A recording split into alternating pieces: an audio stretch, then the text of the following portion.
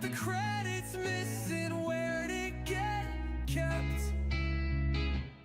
Got an excuse, yeah, it's her BPD. Beck probably did it, not you, not me. Bills got paid, trash got hit. If it got done, then Beck probably did it.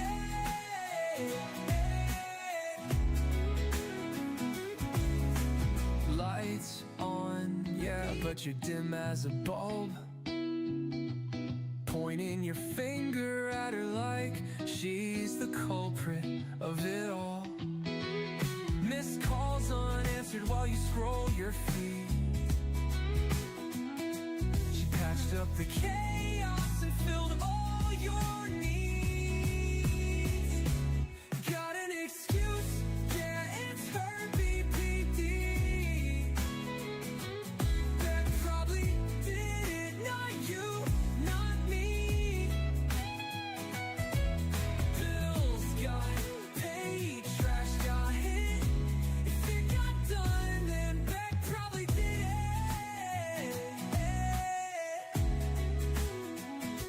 She's the fixer of messes you won't address. Your silence is loud while she's cleaning the stress. You're the king of shifting blame like a hobby you've nurtured. But Beck's the one that rebuilt what you fractured. Got an excuse, yeah, it's her BPD. Beck probably did it, not you, not me. Bills got paid, trash got hit.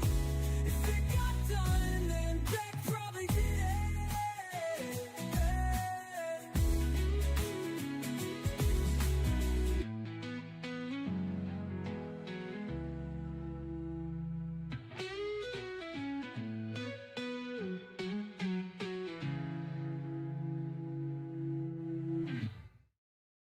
Hello, everybody. Happy May 7th, 2025. It is Wednesday, but more importantly, it is live stream review day. And as I tweeted out this morning, it is going to get messy.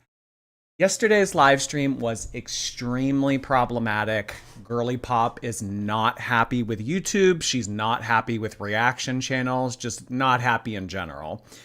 She had a lot, and I mean a lot, to say about all sorts of things. Girly Pop ended yesterday's stream describing it as a roller coaster. We have a ton of notes to go through. Who made those songs? They've come in the chat a few times. I don't know if they want me to like share their real name or whatever, but they just go by "Hello, it's ready." So it's on Spotify, and I've been told it's on Apple Music too. But check it out. We won't, Chazzy, but happy early birthday to you! Oh my gosh. Sorry about that. We can make up for it Friday. How about that? But yes, we have a whole lot of tea to get into tonight. She had a lot to say about my friend, Mr. Cardigan. We're going to talk about it. We're going to have a colorful discussion regarding yesterday's live stream. And I want to hear, as always, what you guys have to think about it. Royzen Burke, thank you so much for the super chat that just says the word fat. I really appreciate it. That really does sum up what we do here. In one word, fat. Zoe Lavana, thank you so much for the very generous super chat. Let's get it indeed. We have a lot to get to tonight. Oh my gosh. So what tonight's schedule is going to look like is it is going to be a review of the live stream, typically kind of what we've been doing on Wednesdays for the past several weeks. And then we are going to do a live react to the latest upload, which is about Amberlynn addressing the Cracker Barrel Cookie Gate, which she actually did address in yesterday's live stream. We're going to talk about it in our review summary of yesterday's live stream, but she talks about it in her newest upload today, as well as a weigh-in. So we are going to do that after the summary. So that's kind of what today is going to look like. Stephanie, thank you so much. My son saw a notification and said, your bestie is live. He knows. Thank you, Stephanie. Rosie, hi. I got my girlfriend Emma into Girl World. I wanted to shout her out. We're graduating law school in 2 weeks. Ooh, a couple of 3 L's in the chat. Thank you so much for joining us this evening. I really appreciate it, Rosie Rose and girlfriend Emma. Congratulations on graduating law school in 2 weeks. Good luck on the bar, you guys. Laura Case, thank you so much for 5 gifted memberships. Oh boy, briefcase emojis in the chat for Laura Case's generosity, please. Thank you so much for getting it started up in here, getting it started up in Miss Laura Case. Thank you. Dylan Smith, thank you so much. Checking in on my girls. I'll be replaying. All right, we'll see you on the replay, Dylan. Thank you so much for checking in. Clever B, nice to see you. Your Cookiegate investigation had me rolling. Also, meatloaf ain't nothing without ketchup. Thank you so much for checking out my second channel here on YouTube, Oh Lordy, More Jordy, where I do usually just dumb shit in my car. That's a good synopsis of that channel. But yeah, meatloaf definitely needs ketchup. I agree with you on that. Nurse Froggy, thank you. I'm a server at Cracker Barrel. The cookies are a takeout only item that are 5 to 10. I will double check in 2 weeks when I get back from school and I will tweet you. All right. Well, honestly, for everything, I mean, we're going to get into the Cracker Barrel stuff, but for everything that I have heard from so many different people at this point, it's that if you're getting a Cracker Barrel cookie, you're either getting it in a quantity of 5 or 10. No singles. So your information here has been corroborated by many. Olive, thank you so much. Zep bound or bed bound, Amber? Oh my god, this is like inpatient or in ground. Zep bound or bed bound? Oh, I'm taking that. That's mine now. Thank you, Olive. Lydia, thank you so much. My son was scrolling YouTube on his laptop and said, Mom, Jordy's live, and that's how I know I watch too much Girl World content. Oh my gosh. Thank you so much for that, Lydia. Hey, if you enjoy it, what's the problem? All right, guys. So if you are just coming in, please take your shoes off. Please find somewhere on the couch that you can get comfy. We are going to be discussing yesterday's live stream. It was very messy. Girly Pop was visibly agitated, fussing with her hair, adjusting herself, trying to say the right thing, not coming across as offensive, but still sternly making a point. I have not seen Amberlynn get this vicious in a while. It's been a minute since I have seen Amberlynn act like this. So she was in rare form last night. I'm not surprised, but I think what really had her riled up, even more so than discussing Mr. Snowflake, I think what really had her riled up is the fact that her video from the weekend got taken down and reaction channels were kind of using that as an aha, gotcha moment. And she doesn't like being made a fool out of, which is kind of interesting because that's kind of Amberlynn's whole thing. But she doesn't like when other people get to have the last laugh. So we are going to get into it. Are you guys ready? Lawsuit coming in hot. Oh boy. What was she huffing and puffing about this time? I'll huff and I'll puff and I'll blow your apartment complex down. She was being manipulative though. Guys, the notes that have been composed for this live stream, very thorough. I think that you're going to get an inside look into exactly exactly what went on yesterday. So let's get started. What do you say? Okay. So starting out with yesterday's notes, we see Amberlynn enter stage right from the couch cushion, and she is wearing her Shrek Outhouse shirt, looking very Shrek 5D. And she starts off the stream by saying that her internet is probably going to shut off, so that you guys should be prepared for that. In weeks past, Amberlynn's internet has been hecticana. It has randomly shut off, turned back on, shut off, turned back on. I think that last week she had to restart her stream like 3 or 4 times. It was kind of obnoxious. I think that she said this right out the gate because this is Amberlynn's kind of like, if I want to leave early, I can. I'm planning on staying for 2 hours, but if I want to get out of the commitment earlier, I can. So I think that this was her kind of teasing that for us. She starts off the live stream by kind of dropping a bomb on her members by saying that live streams are going to become public starting in 1 month's time. Now, why is she saying 1 month's time? Because she wants to give people a heads up in case they do not want to renew their membership. So if you bought a membership last week, or even last night, if you bought a membership on Amberlynn's channel, you are getting what you paid for. So you were promised members only live streams for 1 month. So Amberlynn is giving you a month's heads up. Okay, hey, listen, you can buy it. You can continue your membership and everything, but I want you to know that what you got and what you paid for is not going to extend past the 1st or 2nd week of June. She doesn't want to catch any type of strays for that. She doesn't want to catch any type of backlash. So that's why she's making it abundantly clear to people that if they do not want to renew their membership because her live streams are going to become public, then, you know, you can't bitch about it later on because, hey, I told you so. So she gives a very clear heads up to everybody. She goes on to say that she doesn't want anybody to feel gypped. And as soon as that came out of her mouth, I kind of had a highbrow moment myself because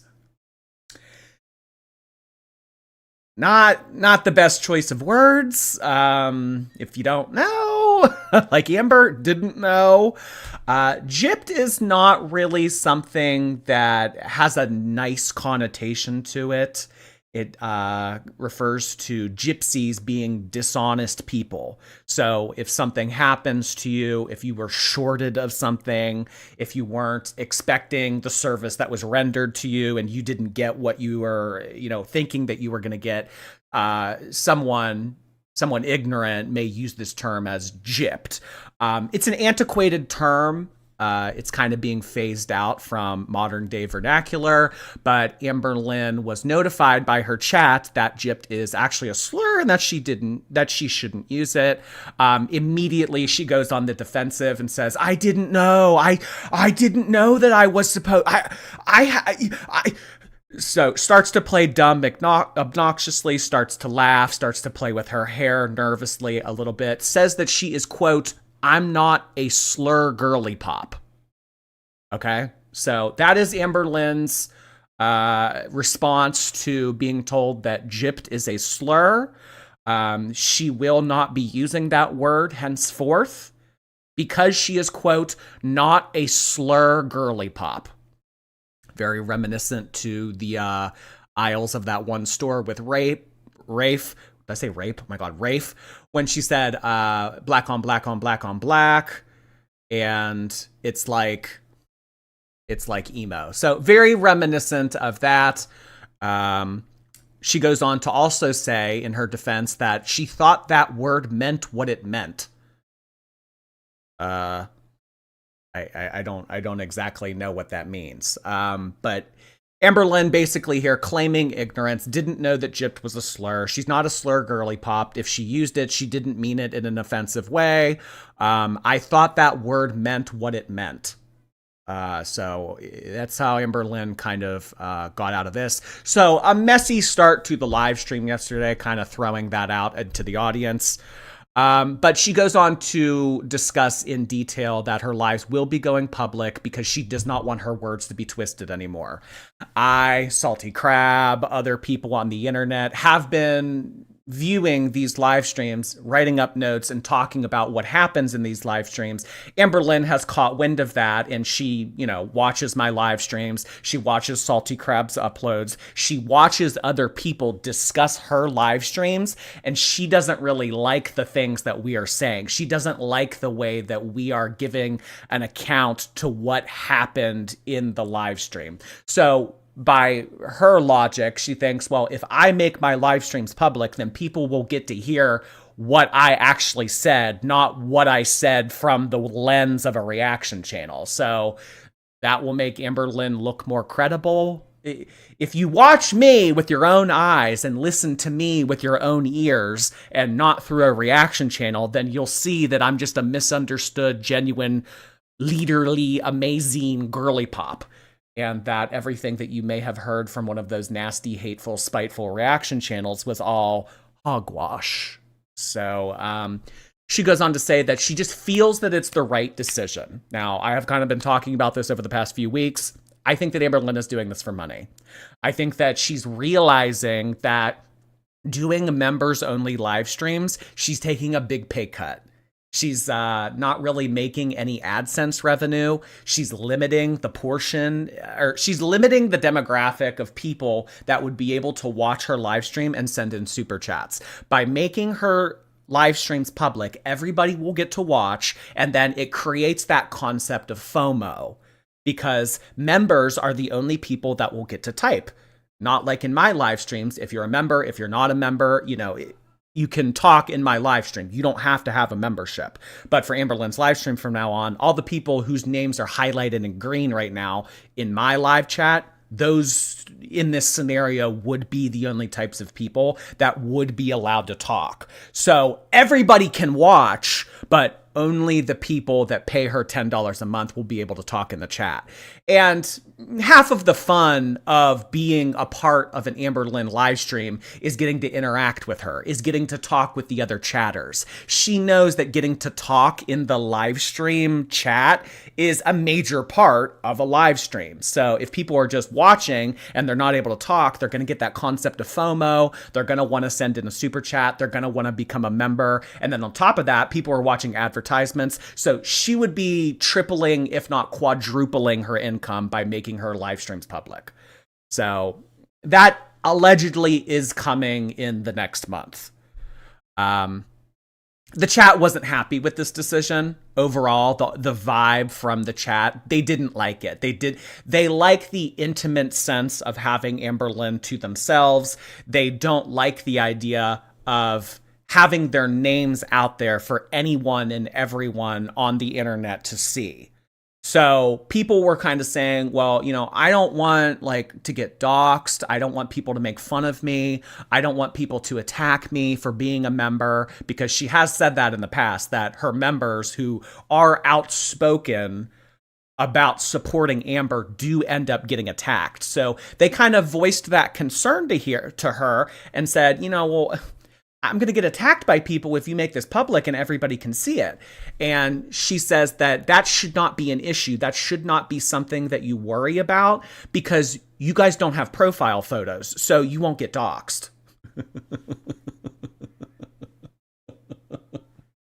I think it takes a lot more, or I think that people who are able to dox, people who are interested in doxing other people, I think that they can do it with a lot less than having a profile photo of someone's YouTube account. Kind of takes me back to the summer of 2023 with Chantal.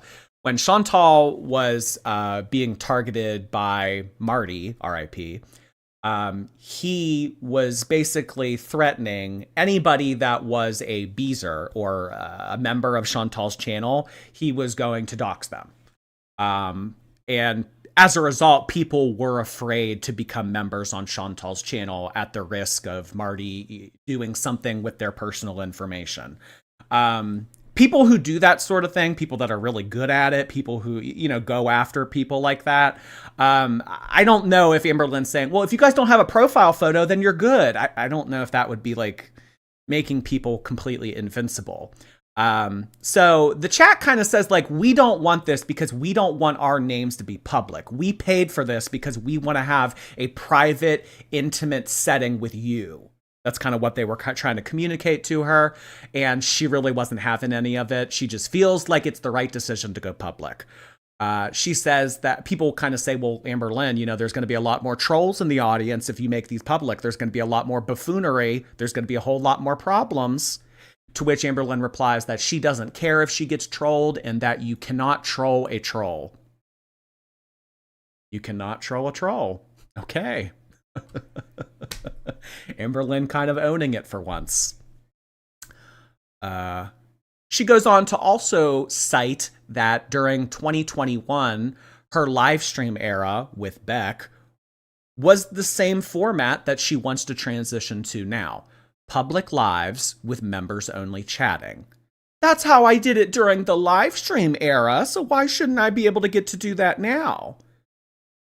Well, I mean, you can do it any format that you want, but what I will say is back then, I mean, Amberlynn's views were triple. I mean, if you guys were in the Amberverse and in summer of 2021 when she was doing the live stream era, I mean, just like super chat after super chat after super chat. Like, it was insane. Like, you couldn't even read the chat. It was just like all super chats. You know, and then the whole discussion into, oh, well, you should have gave Beck some of that because a lot of the super chats that were being sent in were for Beck. They were being addressed to Beck, but, you know, we know that Beck left season 4 with only like a couple $100 to their name. So, Beck never saw any of that, but, you know, that's besides the point. She also says that if she doesn't like the new format that she plans on starting, she can always go back to private live streams. To which at one point, someone enters stage left and says that Amberlynn looks extravagant this evening. It is a profile photo of an older gentleman named Chester, and Amber laughs at this person's comment and asks if that's really him. Is this really you? She seems a little bit incredulous of Chester, doesn't really know what to think of his comment. But says that his compliment is Erica coded.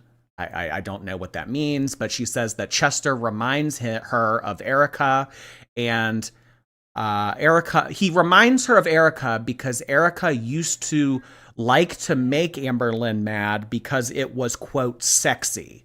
So I don't know if Amberlynn thought this person was a troll. I mean, just by reading the person's comment, I didn't really get the vibe that this person was trolling her. I think it was just an older gentleman that liked Amber, but she kind of made a whole song and dance out of this and seemed really skeptical about this. Maybe even suggesting that Chester was Erica. I don't know. Goes on to say that social media so at this point in the live stream, she had been catching a lot of flack. A lot of people have been telling her, like, Amberlynn, we don't want them to go public. We don't want this to be a non-intimate setting. We don't want this to be open up to everybody. So Amberlynn goes on to throw a little bit of a pity party for herself after receiving so many critiques in the chat, quoting that social media as a job is heavy and hard. So Amberlynn working for upwards of 3.5 hours a week is very taxing on her. It does weigh on her heavily, even more so than, you know. But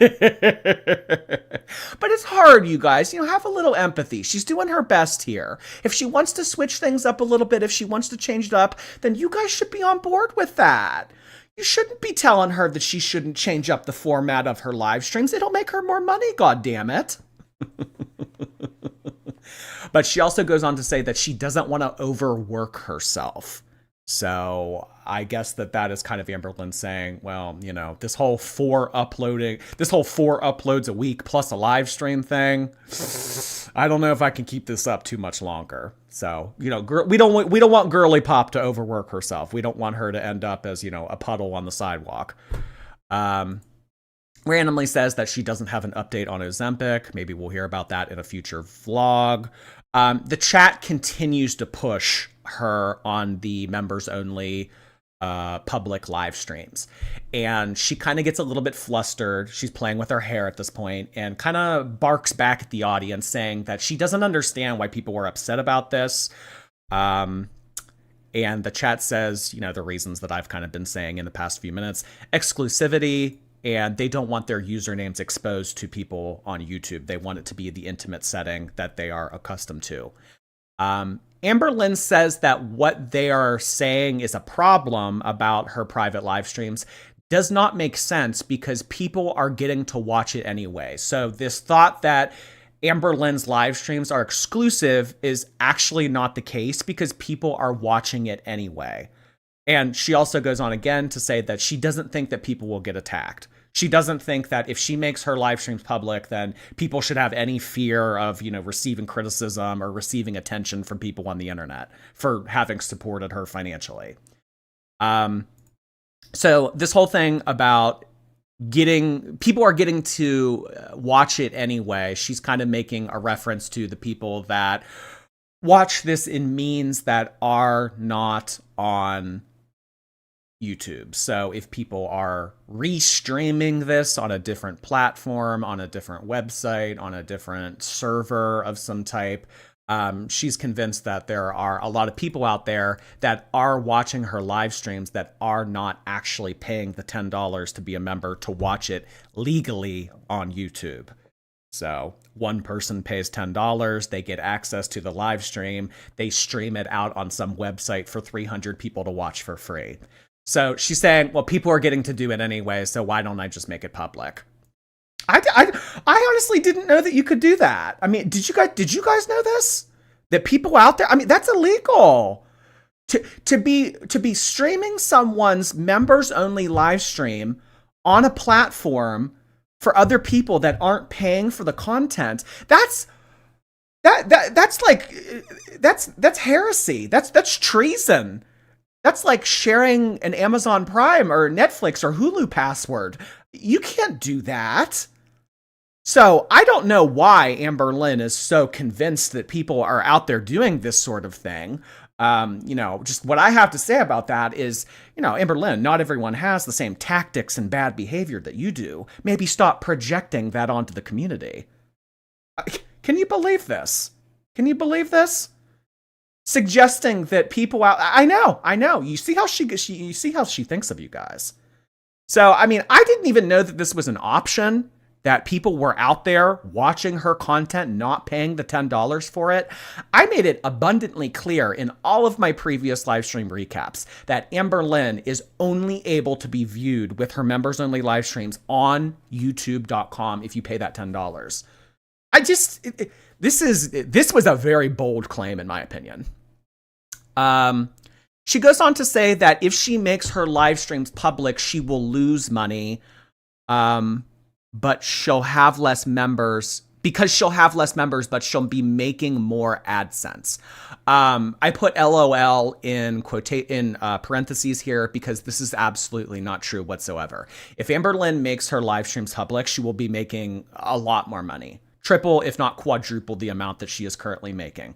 I have laid this out. I've talked about this ad nauseum before. So if you guys think about it, it creates the FOMO. People are going to be encouraged to become a member so that they can talk in the chat. People are going to be encouraged to send in super chats. People are going to be able to watch ads on these, making her AdSense revenue. So I actually think that she'll be getting more members, she'll be getting more super chats, and she'll be able to make AdSense revenue on the stream. So the fact that she came on here and said that she'll lose money making it public, it couldn't be further from the truth. Goes on to talk a little bit more about how people are stealing her content, says that Charlie Gold is stealing her content. At one point she goes, Charlie Gold. And that she is receiving Instagram DMs from people asking about things that she never said in her live stream. So people are seeing these reactions of Amberlynn's live streams, these synopsis of her live streams, these summaries of her live streams, and they are DMing her on Instagram saying, oh, hey, why did you say this in your members only live stream? Amberlynn receives that message on Instagram. and says to herself, I didn't say this. I can't believe that they said that about me. So might as well make it public because it's going around the grapevine anyway. She also goes on to say that this is an option for people to save money, that you no longer have to pay to be able to watch Amberlynn's live streams. You can just watch as is. You guys will save money. So you guys don't even have to be members anymore. You'll be able to get to watch the people that are currently members on Amberlynn's channel are there because they want to be able to talk in the chat, for the most part, in my opinion. So it's more than just being able to view the live stream, because obviously if there's a will in the way for people to want to watch the live stream but not have to pay for it, they have been able to find that access. The people that are currently paying are the people that want to chat, the people that want to ask her questions, the people that want to take jabs at her, the people that want to poke her.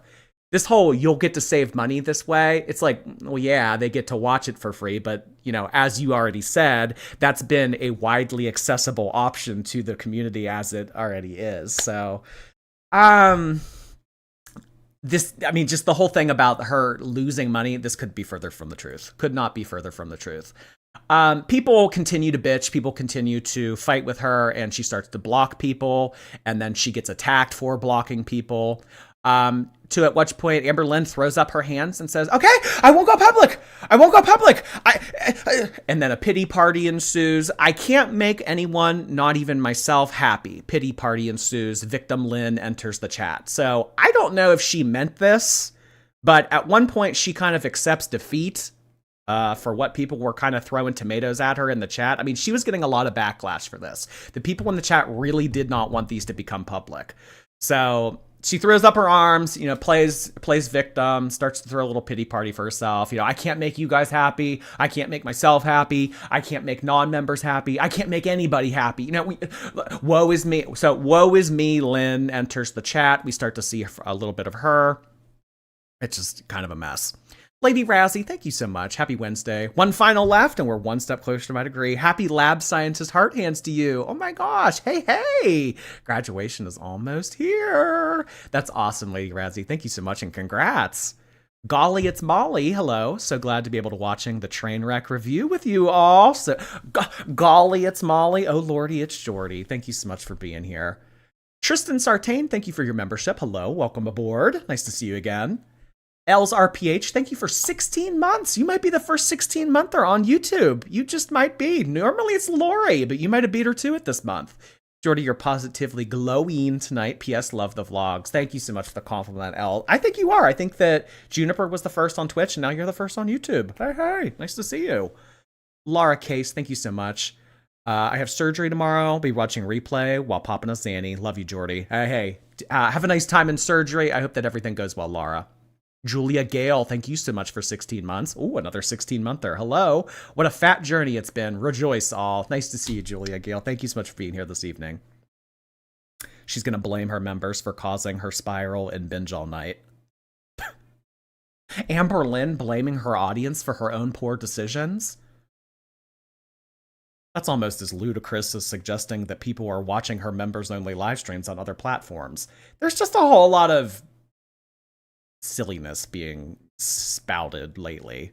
Who was that? Mods, keep an eye on them. So at this point, after the whole, like, I shouldn't go live, I should go live, I'm gonna go live, I'm not gonna go live, after all of that happens, someone sends in a super chat and asks her to address the father's friends. Which, when I saw that, I was kind of like, I feel like she has discussed this a lot in the past. Because, I mean, when I think of, like, the father's friends, I think of, like, oh, Amberlynn used to be with her parents, and the parents would come into her house. The parents' friends would come into her house, and they had lottery tickets, like, posted up on all of the walls, blocking out the windows and stuff. And basically, it was kind of like a trap house. But I mean, this person asked her to address the father's friends concept. Amberlynn said that her dad basically ran a meth McDonald's, that, things that we have already heard. Dad's friends would come in and out of the house all the time when she was a teenager. So the dad's friends would come in, they would pick up or drop off whatever they wanted to pick up or drop off. And Amberlynn was being in the vicinity of all of these people. She also says that at one point, one of her dad's friends asked her to make out with her friend. She starts to get emotional when recalling this information. This all kind of came out of left field a little bit. I mean, I understand that this person asked about it in the super chat, but it kind of came out of the blue.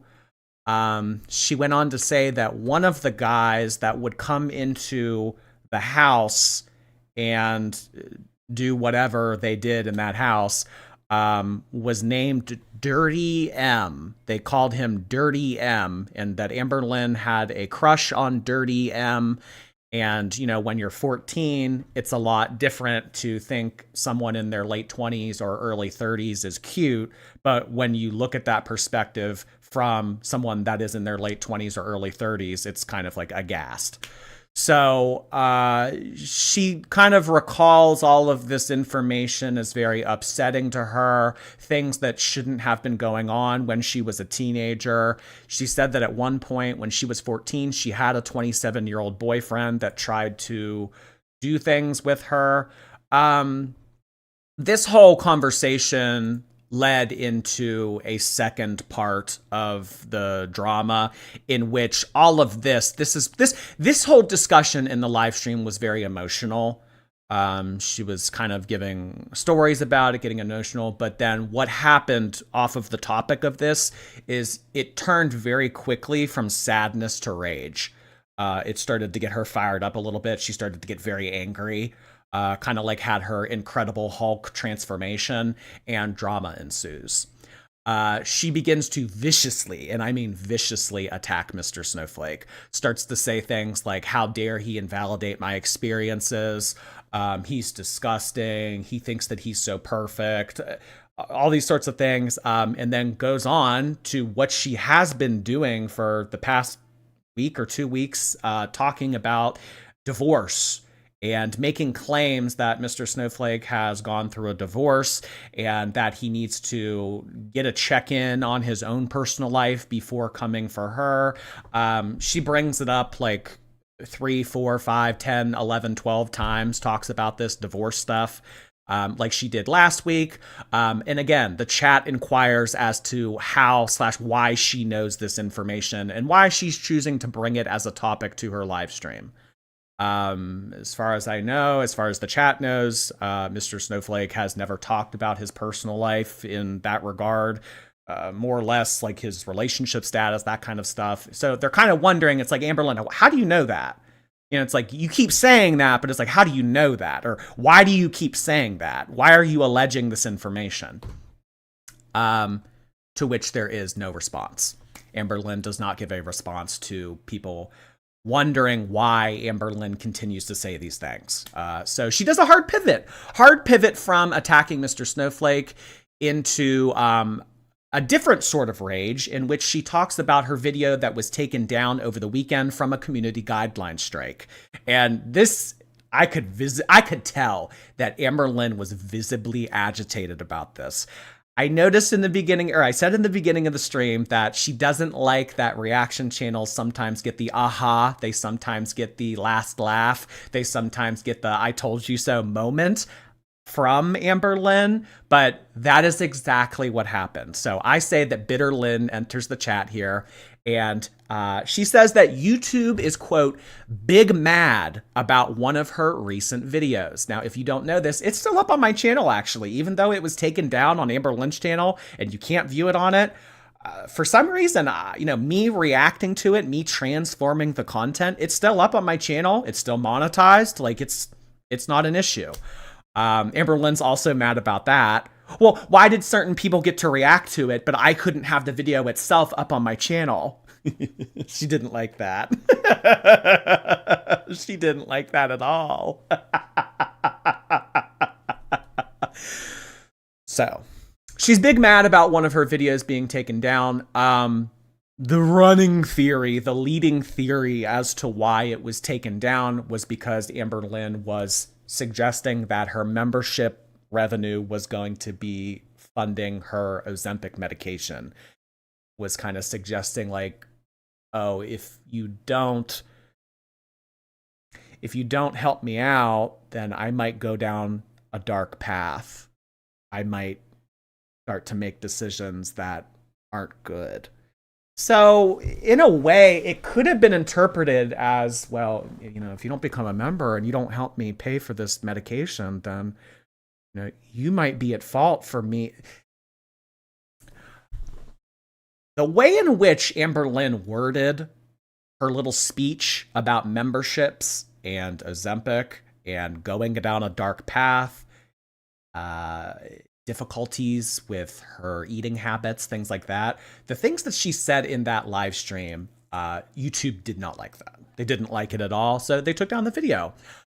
Certain words were an issue. She doesn't really give much. She doesn't really go into specifics about what was said from YouTube. She keeps it pretty vague, but I think based on what she has said about certain words being an issue and about what she, complains about, which I'll comment on here in a second, we can kind of put two and two together as to why that video was taken down. Amberlynn, when she realized that this video was taken down from a community guidelines strike, she appealed the decision and then she was rejected. I put LMAO here in parentheses because that's just hysterical. To which she gets a little bit frustrated. You see Amberlynn get even more visibly agitated than she already was. She goes on to say that it's not fair. I'm not allowed to open up anymore. I used to be able to open up the way that I wanted to open up in years past, but not anymore, I guess. I'm not treated like how other YouTubers are treated. Everybody dog piles on me. It was basically a laundry list of reasons as to why Amberlynn is a victim. Woe is me, Lynn enters the chat yet again. She goes on to say that she did nothing wrong in that video. I was a girl that was suffering that day. So she starts to get a little bit emotional. So we kind of go from kind of like a roller coaster of emotions. Earlier when she was talking about her dad's friends and stuff, it was kind of like sad. And then it went to rage. And then, the rage kind of ended on victim, woe is me, sad, upset, wiping tears away from our eyes. So the general vibe of the live stream was anger and sadness. It was kind of that ebb and flow of like, oh, boo-hoo, woe is me, the world is so unfair. I'm gonna fucking kill. So that's kind of like the vibe. After that, she kind of cuts the conversation short. As I said, Amberlynn doesn't really give a whole lot of details about it. But we know that it was a community guideline strike. We know why the video was problematic. We know the things that she said in that. It's left a little bit open up to interpretation as to why that video could have got taken down. But I think that with everything that we've kind of gathered from what happened in that video and what was kind of suggested and talked about in YouTube's community guidelines terms of service, why it got taken down. So, yeah. Hard pivots away from this topic and starts to talk about Cracker Barrel. Doesn't start to talk about Cracker Barrel. The Cracker Barrel gets requested. People in the chat want to know about Cracker Barrel. They want to say, why did you order that cookie in a 5-pack? Why did you order that cookie in a 10-pack? People have been going on DoorDash. People have been going to Cracker Barrel. The only way to get a chocolate chip cookie from Cracker Barrel is to purchase it in either a 5-pack or a 10-pack. Amberlynn is not responding. She's not addressing it. She's not reading the chat. She's reading the chat, but she's, selectively picking out what she wants to talk about in the chat. The Cracker Barrel stuff keeps coming up and she is not responding to it. Instead, she goes on to talk about Chick-fil-A. She is sucking on what appears to be a large fountain drink from Chick-fil-A and tells the chat not to come for her for eating there despite being a lesbian because you guys are still shopping on Amazon. I don't know what this means, but basically what the chat was kind of getting at here is that Chick-fil-A is an outspokenly Christian company and they have made donations to anti-gay campaigns. So it was kind of counterproductive, hypocritical silly for Amberlynn to be financially supporting that business. She says that people shouldn't judge her for eating and supporting Chick-fil-A financially because you all are still shopping on Amazon. I don't know what that means, but that was her response to it. Yeah. But she was really talking up the kale salad. She was saying that the kale salad from Chick-fil-A was absolutely divine, and that, you guys should try it. We had some gifted memberships come in. Who was that? Luz, thank you so much, Luz. I really appreciate the 5 gifted memberships. Luz, thank you for expanding the community. Nice to see you again, Luz. Thank you so much for being here tonight, hon. We also had a gifted membership come in hot from the Bubbly Chick. Thank you so much, the Bubbly Chick. Hey, a gifted membership from Bubbly Chick. Welcome, guys. Chazzy, thank you for the bits, hon. Daily Joy, hello. Making banana bread and coconut bread while my show's on is the best pick-me-up from a crazy workday. Sounds like a good time. I love banana bread. Oh, I love banana bread. Save me a slice. My husband, thank you for 5 months. It's replay gang for me, but I wanted to stop by and thank you for always providing the gossip. Toxic gossip train. Thank you, my husband. Karina H, hello. The fact that your Superior Cracker Barrel investigation didn't make national headlines is a crime in and of itself.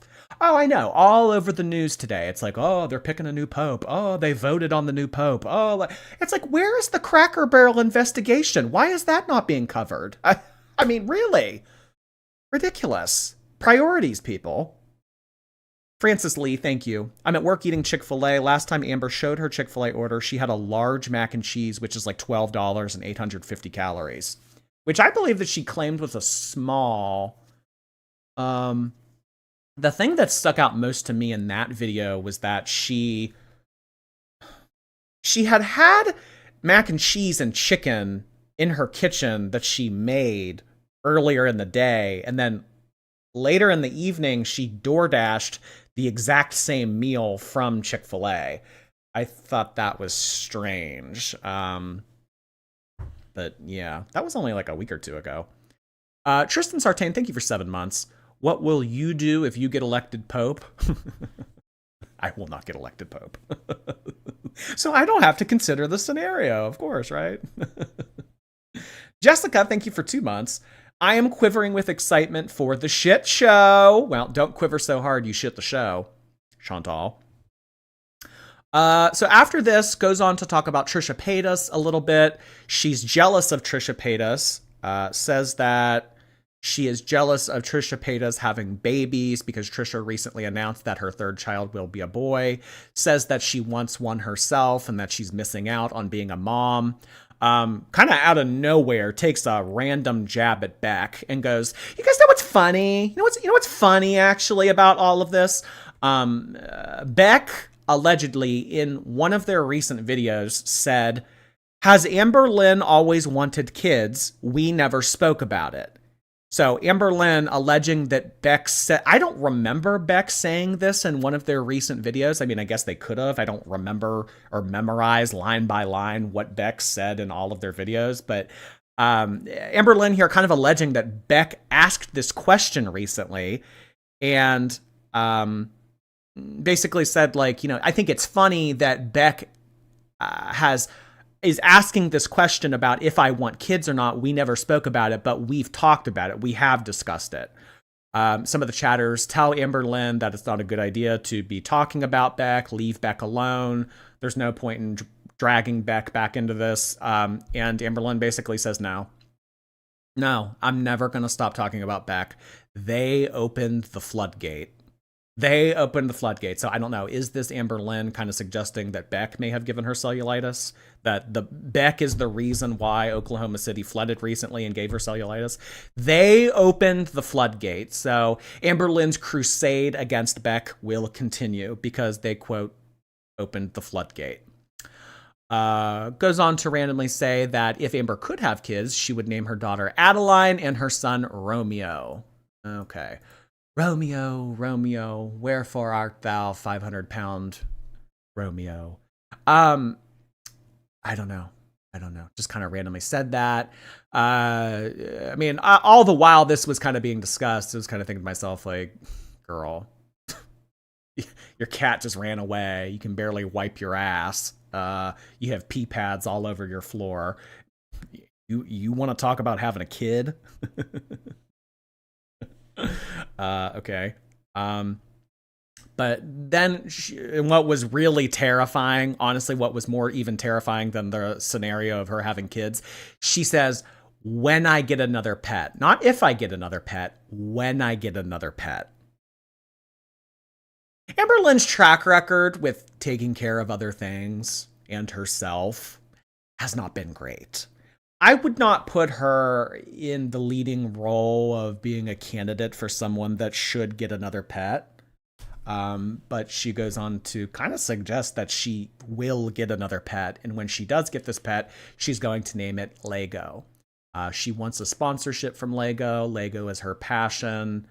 She wants to name her new pet that she will be getting. I don't know when, but when I get another pet suggests that she is Lego. Someone sends in a super chat after this and says that they tried to break up with their partner, but their partner refused to break up. Which I kind of thought to myself, oh, where have we heard that before? When Amberlynn would keep Beck in the car until they could come to some type of common ground resolution that they wouldn't break up. Amber says, while texting, I know what you mean. And then when she realizes what she kind of agreed to or said in response to this person's super chat, she goes, on both ends. So kind of suggesting that Amberlynn is acknowledging that she did kind of hold Beck hostage in that relationship to some capacity, but also has experienced it from the other lens. So I guess Amberlynn is kind of suggesting here that she's been in relationships where she has tried to break up with people and they wouldn't allow her to break up with them.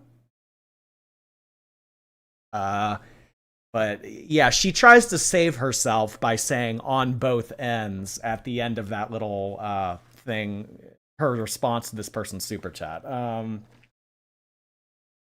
don't really know what to make of that, but Amber's brain must never stop thinking. Always thinking. Always thinking. So at this point, afterwards, she points the camera at the ceiling for a bathroom break, and hour 2 begins. So everything that we just went through was in the first hour of Amberlynn's live stream. We're moving on to hour 2 now. She returns to the camera and starts playing on her phone. Arbitrary hatred towards Salty Crab. Just kind of out of nowhere. I mean, a lot of the topics that Amberlynn brings up, it is just like things that people are suggesting into the chat, or just kind of her arbitrarily, just, I don't know, pogo sticking out of her brain into the chat. Starts to, talk about Salty Crab, starts to dog on Salty Crab a little bit, calls Salty Crab dirty, salty crap. So that's what Amberlynn had to say about dirty, salty crab, calling them dirty, salty crap. To which people, again, for like the 10th time in live stream, start to push her and say, we want the Cracker Barrel story. We want to know, why did you get a 5-pack and lie about it? Why did you get a 10-pack and lie about it? You didn't just get one cookie, Amber. We know for a fact that you got multiple cookies. To at which point, I mean, like the whole chat at this point was saying it. So it was really hard for her to navigate around it like she had been in the first hour of the live stream. Everybody wanted to know about the Cracker Barrel. So nervous laughter kind of ensues because at this point she can't wiggle her way out of this. She asks the chat, what do you mean? What? Like, what do you mean the Cracker Barrel chocolate chip cookies? Like, oh, you want to like know about them? Honestly, they aren't that good, guys. They don't taste that good. To which someone in the chat says, well, then why did you buy 10?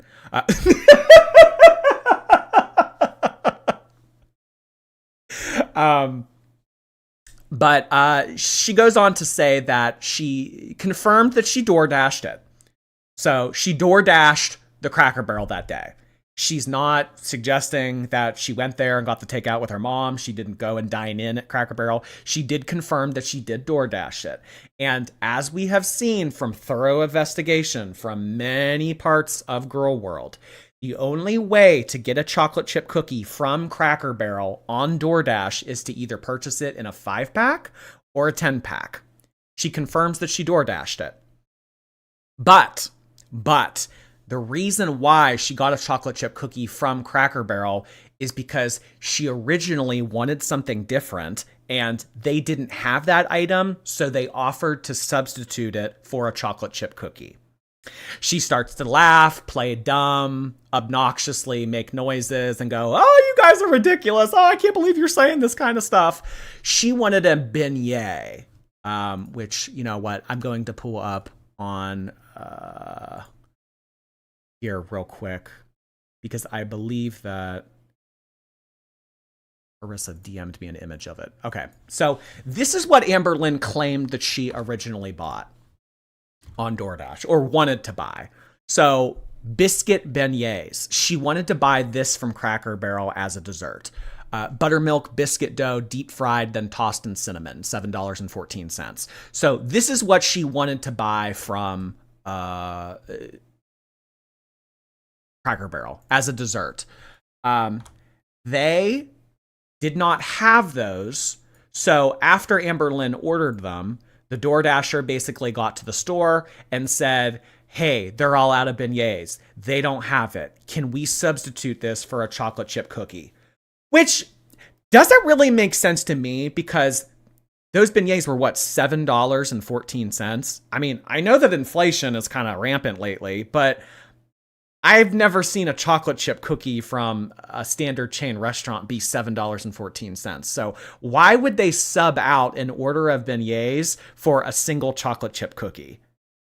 I don't believe that for a second. For her to say that they conveniently substituted one chocolate chip cookie for her order of beignets, I'm not buying it. I just don't buy it. This is the 2 bags of chips instead of an apple all over again. That's not how DoorDash works. I mean, I used to deliver for DoorDash.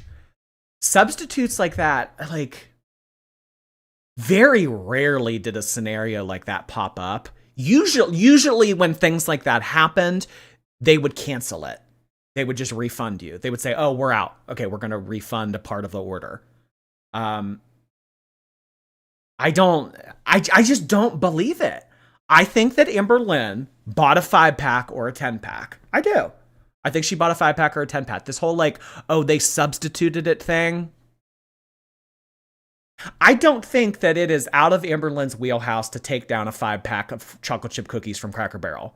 When we looked it up the other day, it was upwards of 1,400 to 1,500 calories. In terms of Amberlynn having a dessert, that's small potatoes. 1,400 calories, 5 chocolate chip cookies, easy. Did she only have one? Did she substitute it instead of getting the beignets like she originally placed an order for?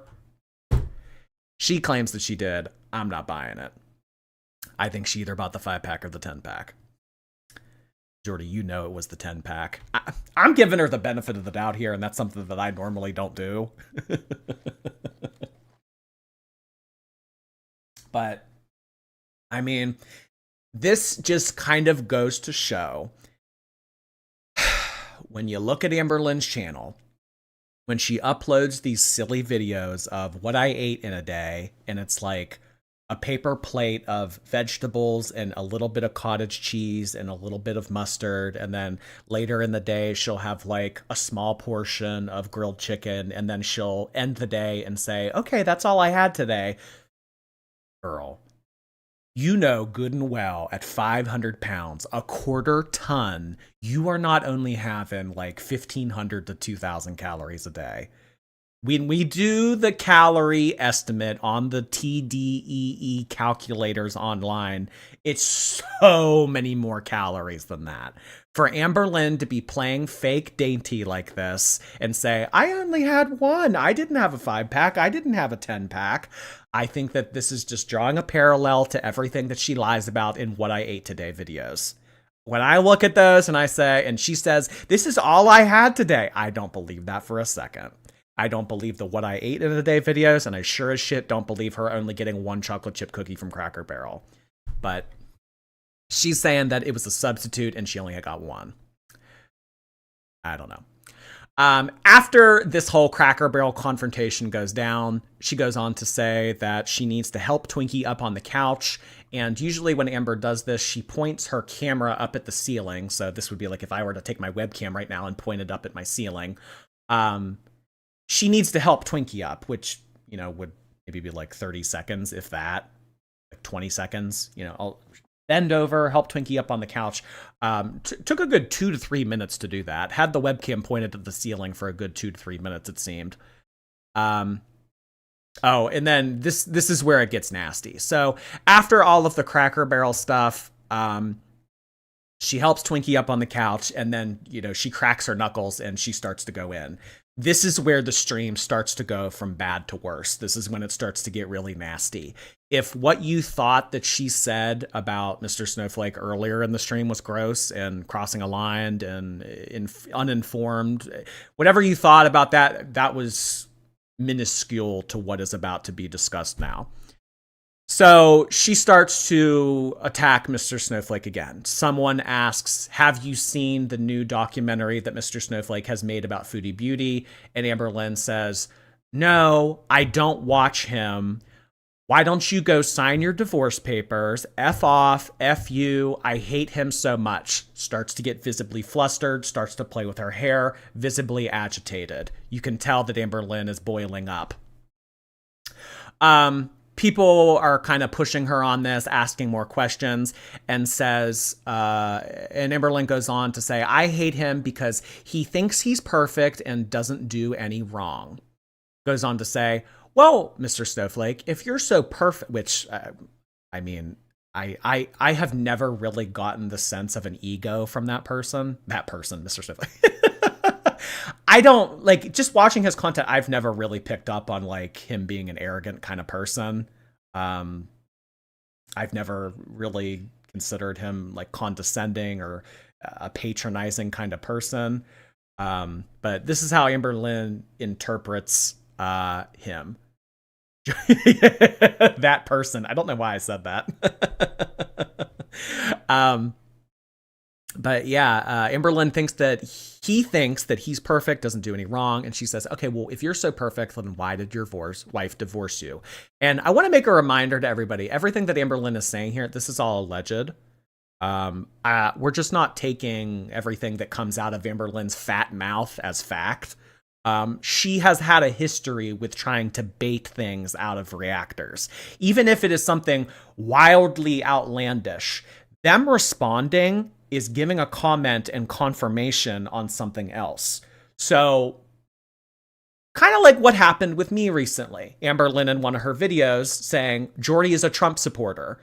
And because I didn't make comment on that and I didn't have any political conversation with you guys about that, Amberlynn could have interpreted that as either, okay, well, I'm going to get him to talk about his political affiliation. I'm going to get him to talk. And then, you know, it's like, if I don't answer, it's like, oh, well, he's sitting on the fence and he won't speak up for what's right. He won't speak up. So like, it's very messy the way that Amberlynn tries to bait information out of people, because if you do answer, damned if you do. And if you don't answer, damned if you don't. And if you like, She knows what she's doing here by saying this stuff about Snowflake's personal relationships, something that he had just never really brought to his channel or discussed. So Amberlynn bringing this up starts to say really nasty stuff. oh, if you're so perfect, well then why did you get a divorce? You could be in a happy marriage right now with your child. Starts to talk about his child, things like that. And says, oh, well, you could have all that and you could be happy right now, but you don't have that.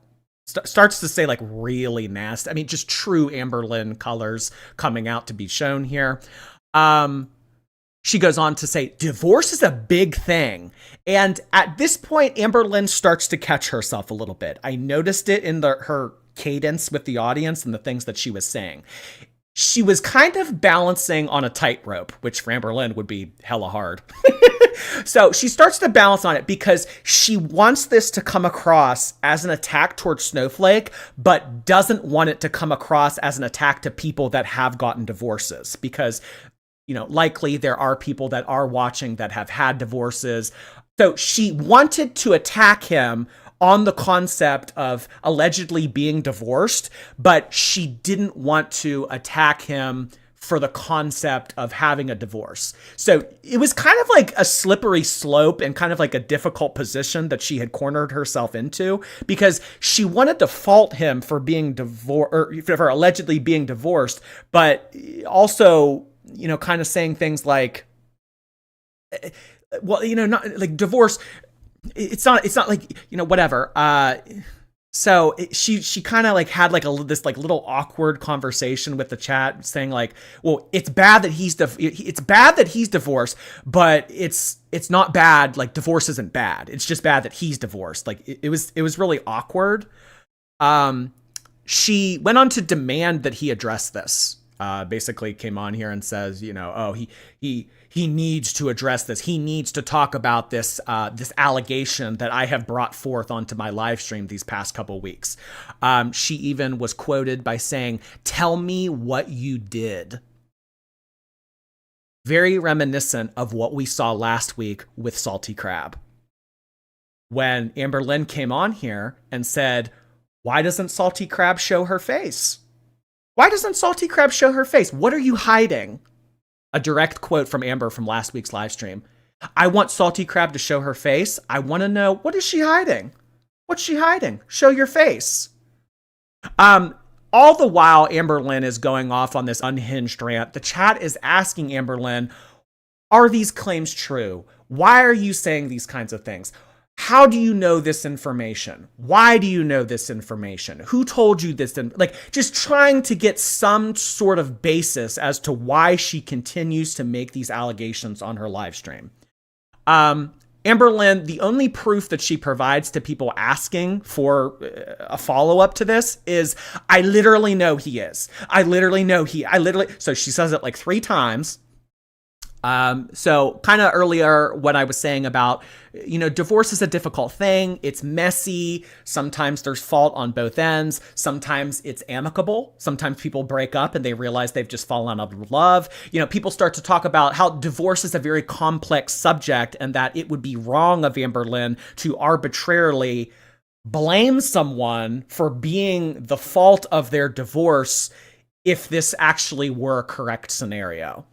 So Empathlyn realizes that people are kind of having an issue with her creating this rhetoric about divorced people being problematic in general. So Empathlyn enters stage left and she said, divorce is hard. I understand that. Like, it is hard. Like, kind of paints herself into a corner. So as not to come across judgmental toward divorced people.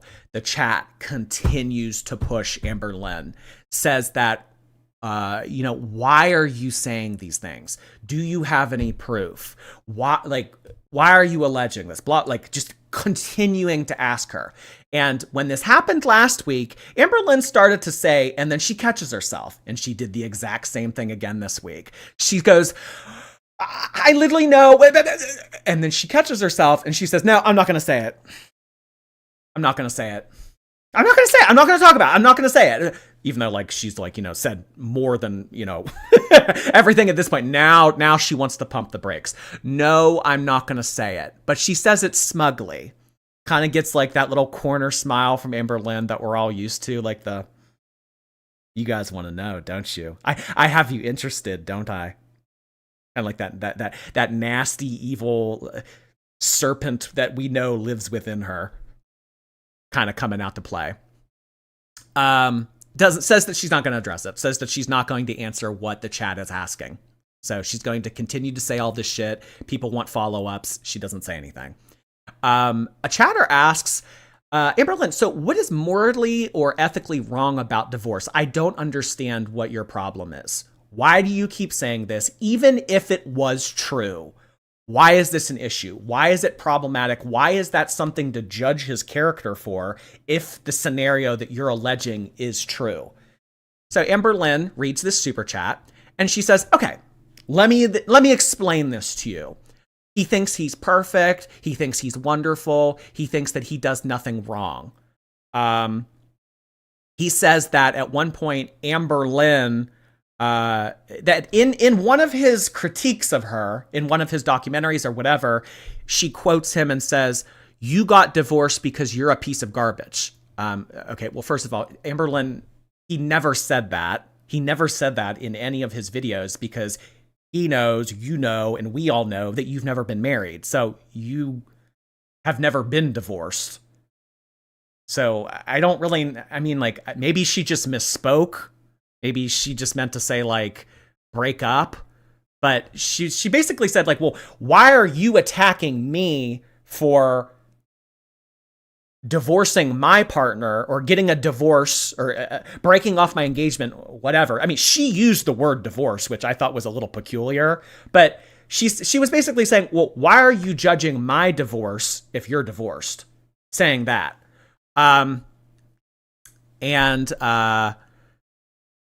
She says and alleges here that, you know, his criticism is hypocritical.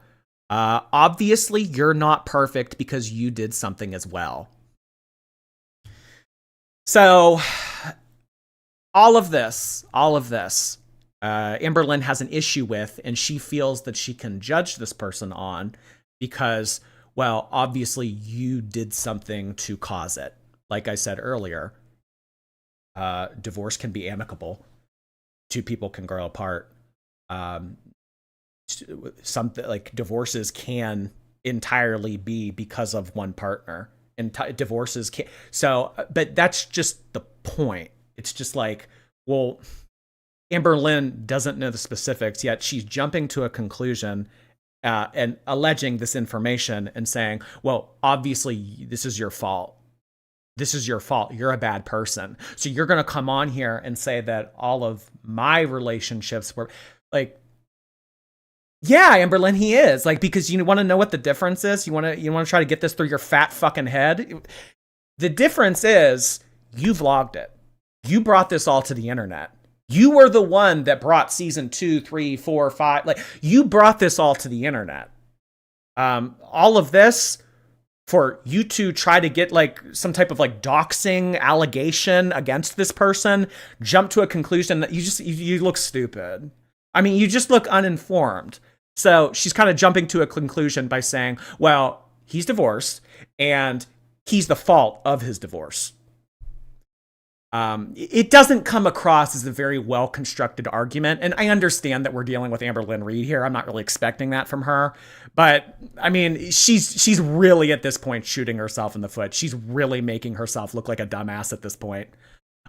So for the 9 billionth time, the chat is demanding that she verify her allegations. To which she replies, my friend is really good at like, and catches herself again. She stops herself mid-sentence. My friend is really good at like,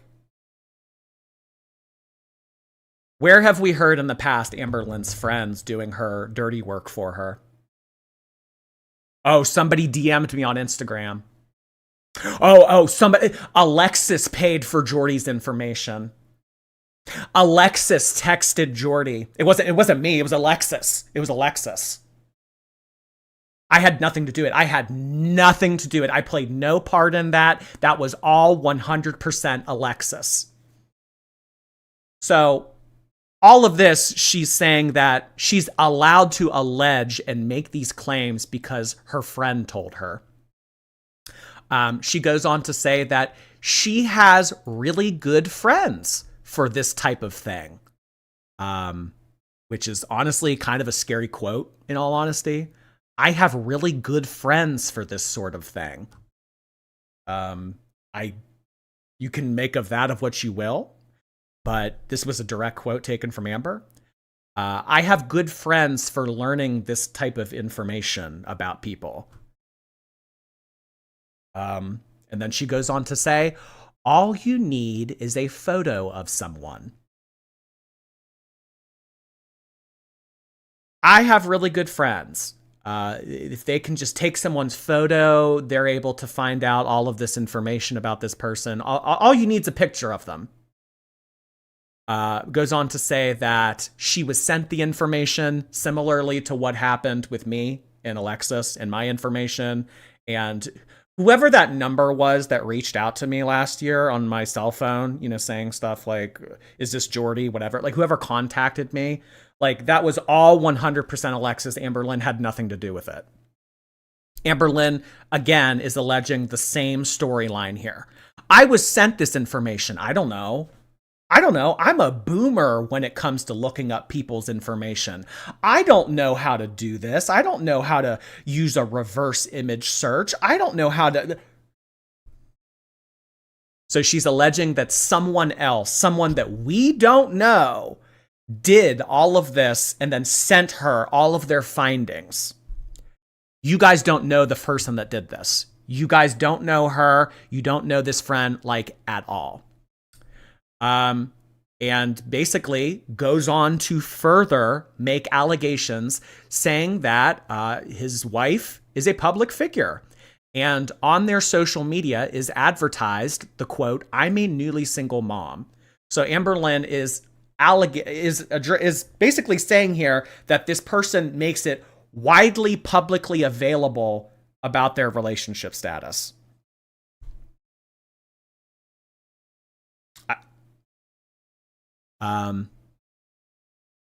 Somebody goes on to say that she doesn't know the details. This is wrong for her to assume that it is his fault. You know, if you don't know someone's marriage, if you see, like that's kind of the difference, Amberlynn. Like, you filmed all your relationships. Like, yours have given like tell-alls. You know, like this time last year, you were trying to break up a marriage. Like, that's the difference here. That's the difference here in this little scenario that you're trying to play out, which is a very slippery slope, by the way. Keep at it, girl. This time last year, Amberlynn was trying to break up a marriage. So, I mean, all of this going on, and, you know, people are saying, like, you know, you shouldn't be saying this stuff. Like, you don't know the specifics. And Amberlynn says that she knows for a fact that what she's alleging is true because his divorce, in theory, had to have been his fault because it's someone disgusting like him.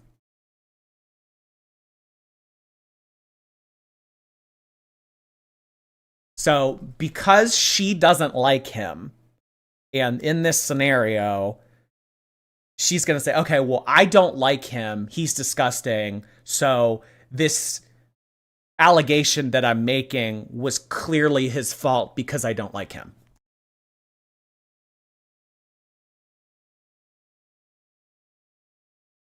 Okay. Well, that's Amberlynn's proof, you guys. That's Amberlynn's proof in all of these allegations that she continues to bring to her live streams. It had to have been his fault in this scenario because someone like him, as disgusting as he is involved. So it just, you know, makes sense. Belle Hopkins, thank you. Just got a 94 on my first nursing school exam, sending you heart hands. Oh my God, congratulations. Hey, a 94. That's an A, isn't it? Yeah. Thank you so much for that. Girl Threads, thank you. If you look at her live titles from the first member stream to most recent, you can tell that she's about to give up on live streams. Yeah, I think that one of the live streams yesterday was quite literally just titled a period. So, good point.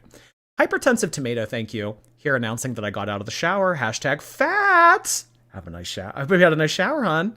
Valentina, thank you. She came in full force, and that's a lot of force. Yesterday's live stream was messy. Messy. Goes on to further address this topic by saying that it's unfair he can do all of these crazy hectacana things and interview Casey, who ABUS'd me as a teenager, and still get support. So, I mean, like, so in Amberlynn's allegation here, I think it's unfair for someone to make content about me, judging me and my relationships that I brought to the internet, by the way. I think it's unfair for someone to judge me on that when they themselves do crazy hectacana things. What crazy hectacana things, Amberlynn? What, you alleging that he's divorced? Is that the crazy hectacana thing that you're talking about? Her delivery of this was not good. It did. It was very in the realm of judging people that have been divorced as the problem, as failed people, as losers, as bums, as unable to reconcile their relationships. Like, it came across as very ignorant, very tone deaf, and the proof that she was providing for all of these claims, messy. Well, I don't like him, so that has to be the case. I don't know, Amberlynn. If you want to turn people against him, if you want people to not like him you're gonna have to improve your argument. Because coming on here and acting like a bariatric toddler, throwing a tantrum, and saying, well, this because I don't like him, like, that's not a good argument. What makes a good argument is relating to people, saying things that, are agreeable, understandable. Nothing about what she said in her live stream yesterday really resonated with the chat. So it just kind of fell flat. It really did. At which point she says he's a psycho, needs help, does a big exhale. And then later after that, someone in the chat says, tell us more about his ex-wife. Because, I mean, at this point, all of this conversation, all of this topic being drummed up, all of this stuff being discussed, like, obviously it makes people curious. It makes people think like, oh, well, is what she's saying actually true? Is that it was kind of like the same thing with the politics with me from 3 weeks ago. Because, what that did was it kind of thought like, oh, well, who did Jordy vote for? Oh, well, what political party is Jordy? Oh, well, does it see, like, people get curious, and then when people don't talk about it, it's like, oh, well, what are you hiding? So, like, so by Amberlynn bringing this up and making these allegations, she's encouraging the internet to be talking about these kinds of things. She's encouraging people to ask questions, and they were in the chat. They were saying stuff. Someone went on to say, tell us more about her. Like, obviously you know stuff. Obviously you've been DM'd stuff. Tell us, Amber, tell us. And Amber says that she does not want to share that information or bring her into it. After all of this, Amberlynn says, I don't want to share that info or bring her into this.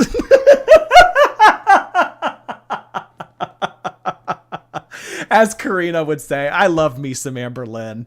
Oh my God. But the cherry on top of this is the information isn't that hard to find. So basically a call to action, basically suggesting people go out there, look shit up, Google shit, DM people, so I'm not sharing that. I'm not bringing anyone into this. I'm not doing this. But, if you're that curious, it's not that hard to find. I mean, just a total shit show of a live stream. After this, someone says, can you just whisper the name into the camera? Someone says, whisper the name into the camera, to which Amber says, I don't even know her name.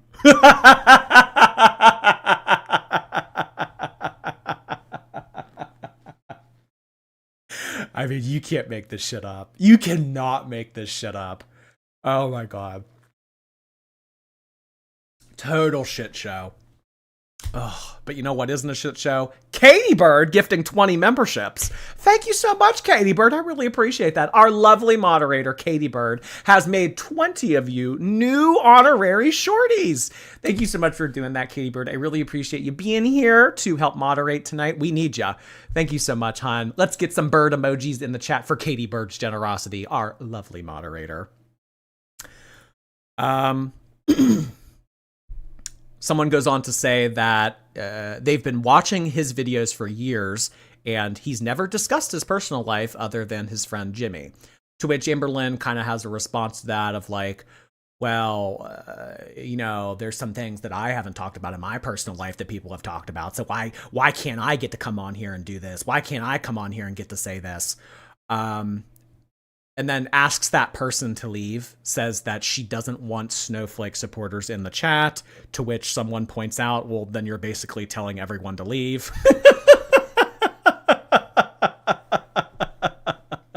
And she responds to that person by saying, huh? Which it couldn't be more true because, you know, most of the people, if not all of the people that are in Amberlynn's chat, talking to her, gassing her up, poking her and stuff, you know, encouraging her to rage. Like, it's people that are a part of reaction channel communities, that frequent reaction channels, everything of the sort. So she's saying, well, if you don't want Snowflake supporters here, you're basically telling everybody to leave. And then she goes, huh, what do you mean? To which the stream falls off a sidewalk and she launches a new one. And she breaks out the Torrid cards. Oh boy, this is really like the falling action of the stream. So I would say that all of this was probably the most climactic parts of it. Her complaining about YouTube and how they're unfair to her, and talking about Mr. Snowflake. That was probably the messiest part of it. So the falling action starts to take into place here, of her breaking out the Torrid cards. She starts to giggle and flirt with someone in the chat named Nico, starts to laugh loudly with this person named Nico. One of the chatters tells her that she probably shouldn't laugh too loudly. She's probably annoying her neighbors. She gets agitated by this comment and calls that chatter a Karen, a loser, get out of here. So yeah, it's mainly just Amberlynn either spouting bullshit or telling people that they need to leave or just blocking them. That's usually par for the course for an Amberlynn live stream. And then she goes on to say that she's only mean to people who are mean to her. Okay. Yeah, so Amberlynn's only mean to people that are mean to her. Kind of out of nowhere, someone asks her if she remembers 9/11. She goes on to tell the story of her remembrance of 9/11, of how she was living in an all-girls group home at the time, and they didn't allow her to leave the table until she finished her strawberry yogurt. She complains about having to eat the strawberry yogurt despite not liking it, and she also thought that she should have had the day off from school that day. So when Amberlynn thinks of 9/11, she thinks of people in an all-girls group home making her eat strawberry yogurt, and she was kind of annoyed that she actually had to go to school that day. This was I just kind of off the wall. Someone uses the word incessantly, and Amberlynn says incessantly, vocab Lynn. Chatter asks what Amberlynn has been interested in lately, and she says that she is obsessed with Wingstop Corn, the Lolcow universe, and Foodie Beauty's live streams. She loves Saw Law. He's so cute, and they are cute together. She also makes a mention that Amberlynn likes thighs, butts, and hips, but, quote, milkers are nice too. Just kind of random information here at the end of the stream. She's no longer drinking buzz balls because they make her feel like shit. A chatter sends in a super chat that says, not to trauma dump, but, and then starts to talk about something traumatic that happened to them, to which Amberlynn starts to encourage the chat to trauma dump. If there's anything that you guys ever want to share that could be considered trauma dumping, I encourage you to do so, because Amberlynn's live streams are a safe space. So if there's something, personal to you that you want to talk about, please come in and trauma dump. It's a safe space here. Someone named Helen Keller subscribes to the channel and starts putting sign language emojis in the chat. Amberlynn calls it crazy behavior and then turns the live stream off.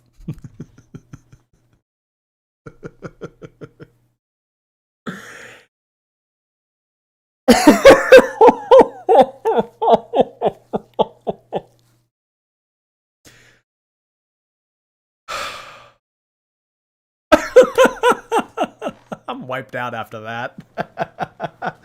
I am. Oh my god. I am wiped out after that. Just totally a mess. I mean, but this is what keeps everybody coming back. This is Girl World. Everything that I just talked about for the last hour and a half. I mean, we absolutely love it. It is so stupid. It's problematic. It's ignorant. It's offensive sometimes. But you know what? Our asses eat this up every single time. So, I mean, as stupid as all this shit is, I mean, this is Girl World, y'all. This is Girl World. Panther Paws, thank you. There's your pink bestie and I noticed. Harumph. Oh, that again. I get hot wearing a sweatshirt. That's like the reason why.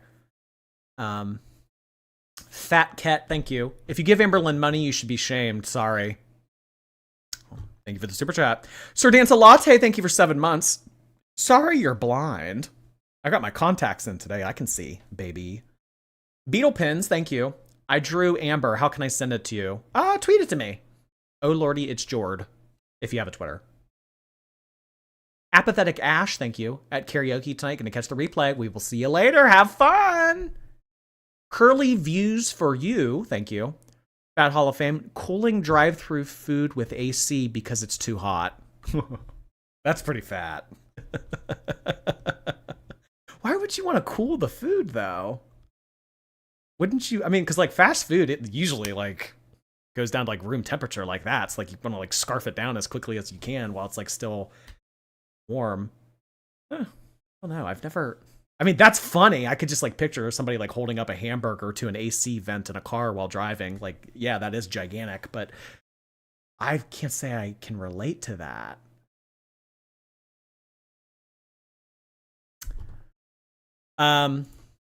So what we will be doing now is we will be moving into a react portion of the stream in which we are going to be taking a look at what Amberlynn has had to say in her most recent weigh-in. Let me pull that up on the big screen for all of you.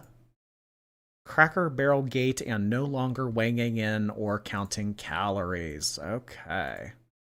So she's going to be giving an account of what happened with the whole Cracker Barrel cookie scandal, as well as talking about how she's no longer going to be weighing in or counting calories. All right, Amber, take it away. What do you have for us? Hey guys, welcome to another weigh-in video. All right, let's get straight into the questions. How has your BE improved?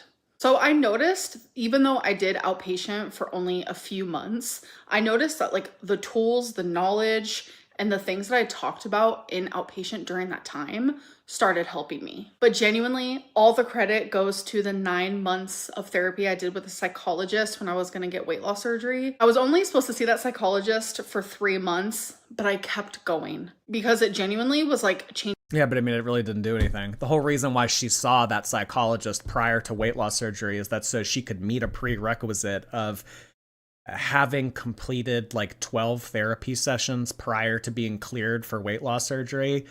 So you didn't get the weight loss surgery though. So like I mean, she says that it helped her. It's like, oh, even though I didn't get the weight loss surgery, I'm still happy that I got the therapy. Clearly, it didn't work. Changing my life, and it still has. Like, She's getting bigger by the day. I mean, I hate to make comment on Amberlynn's size, but yeah, she does look fucking huge. Psychologist that diagnosed me with BPD. Now I'm aware, and that's like the first thing that you need to do when you're a borderline is you need to have that awareness, because without the awareness, you're like, what's the problem? There's nothing wrong with me. You can have tiny little moments of like, okay, something seems off. What's wrong with me? But I don't really know what. It's the awareness that really helps. All right, let's not talk about that though. That's not what this video is about. That psychologist genuinely like changed my life. Yes, I still overeat. Yes, I still... I didn't get weight loss surgery. I'm still big as a house. I'm still lying. I'm still gaining. I have like that. He's changed my life though. Have issues, but the BE, like, I don't do that. I'm not saying I'm perfect by any means. What I am saying is those 9 months drastically helped me. And then since then, I have done on and off therapy, and I've done on and off working on myself, whether it be workbooks or just like the daily journaling. Like, finding coping mechanisms is literally going to change your life if you struggle with BE. Like, it's hard, obviously, but I've improved drastically in that area. Do you ever do the lymphatic massages for your illnesses? So by illnesses, I'm pretty sure they mean my lipedema and lymphedema. And I do, but it is hard to do on your own self. So I do the best I can, but it's not something that I do. Wonder if she could get a machine. I'd imagine there's some type of machine that she could lay on and could do it for her. Like religiously, because like I said, it is very hard to do like by myself. And I'm not going to ask anyone to do it for me because that is my job. Why are you not allowed to be on estrogen? So some cancers actually feed off of estrogen, and the cancer that I was diagnosed with and the stage. Wait, this is a weigh-in. Why are we talking about estrogen? And I don't know. Grade that it was feeding off of estrogen. Does your mom grocery shop with you? Sometimes. I would say not. What do you mean sometimes? She takes your ass there. She definitely helps you. She definitely helps you, Amberlynn. I mean, you might get to venture off into the store and stuff, but in terms of loading up the groceries, putting them in the car, bringing them into your apartment, unless she uses that wagon, because I do see that wagon in her kitchen sometimes, unless she puts all of those groceries into her wagon herself and then wheels it into her apartment, that mom definitely helps her. Amberlynn's not taking multiple grocery trips to and from the car to her apartment. Are you kidding me? Does the mom grocery shop with you? Like most of the time? No, all of the time. How else are you getting there? Or maybe she means that the mom only helps her grocery shopping when she doesn't Instacart and have it delivered to her door. Maybe that's what she means. Which, thank you so much. Only here to watch Jordy imitate Amber raging at her members, followed by evil laughter. Gets me dying every time. Thank you, Jordy. Oh, thank you, Witch. Appreciate the very generous super chat, hon. Jordy is gay. Thank you for the super chat. Couldn't watch that much recently because of exams, but I got my first job at DQ, starting 5 cents above minimum wage, but it's better than nothing. You got to start somewhere. Jordy is gay. That's awesome. Congrats, hon. CC Viz, thank you for 15 months. Been replay for a while, and I want to celebrate 15 months. Also been going to the gym consistently, unlike you know who. Who? Thank you, hon. 15 months. Holy cow. Effing and Jeffing, thank you. Will be mostly replay, but popping in to show love for my birthday. Oh, happy birthday to you, effing and Jeffing. I appreciate that. Thank you for stopping in. 9 times out of 10 she does, but we both have our own cart. She goes her own way, I go my own way. It's like killing 2 birds with 1 stone, because she gets what she needs, I get what I need. The mom goes to the produce, I go to the boxed items. I go to the freezer. And then we usually meet each other out at the car when we're done. Did you order 5 cookies Bull.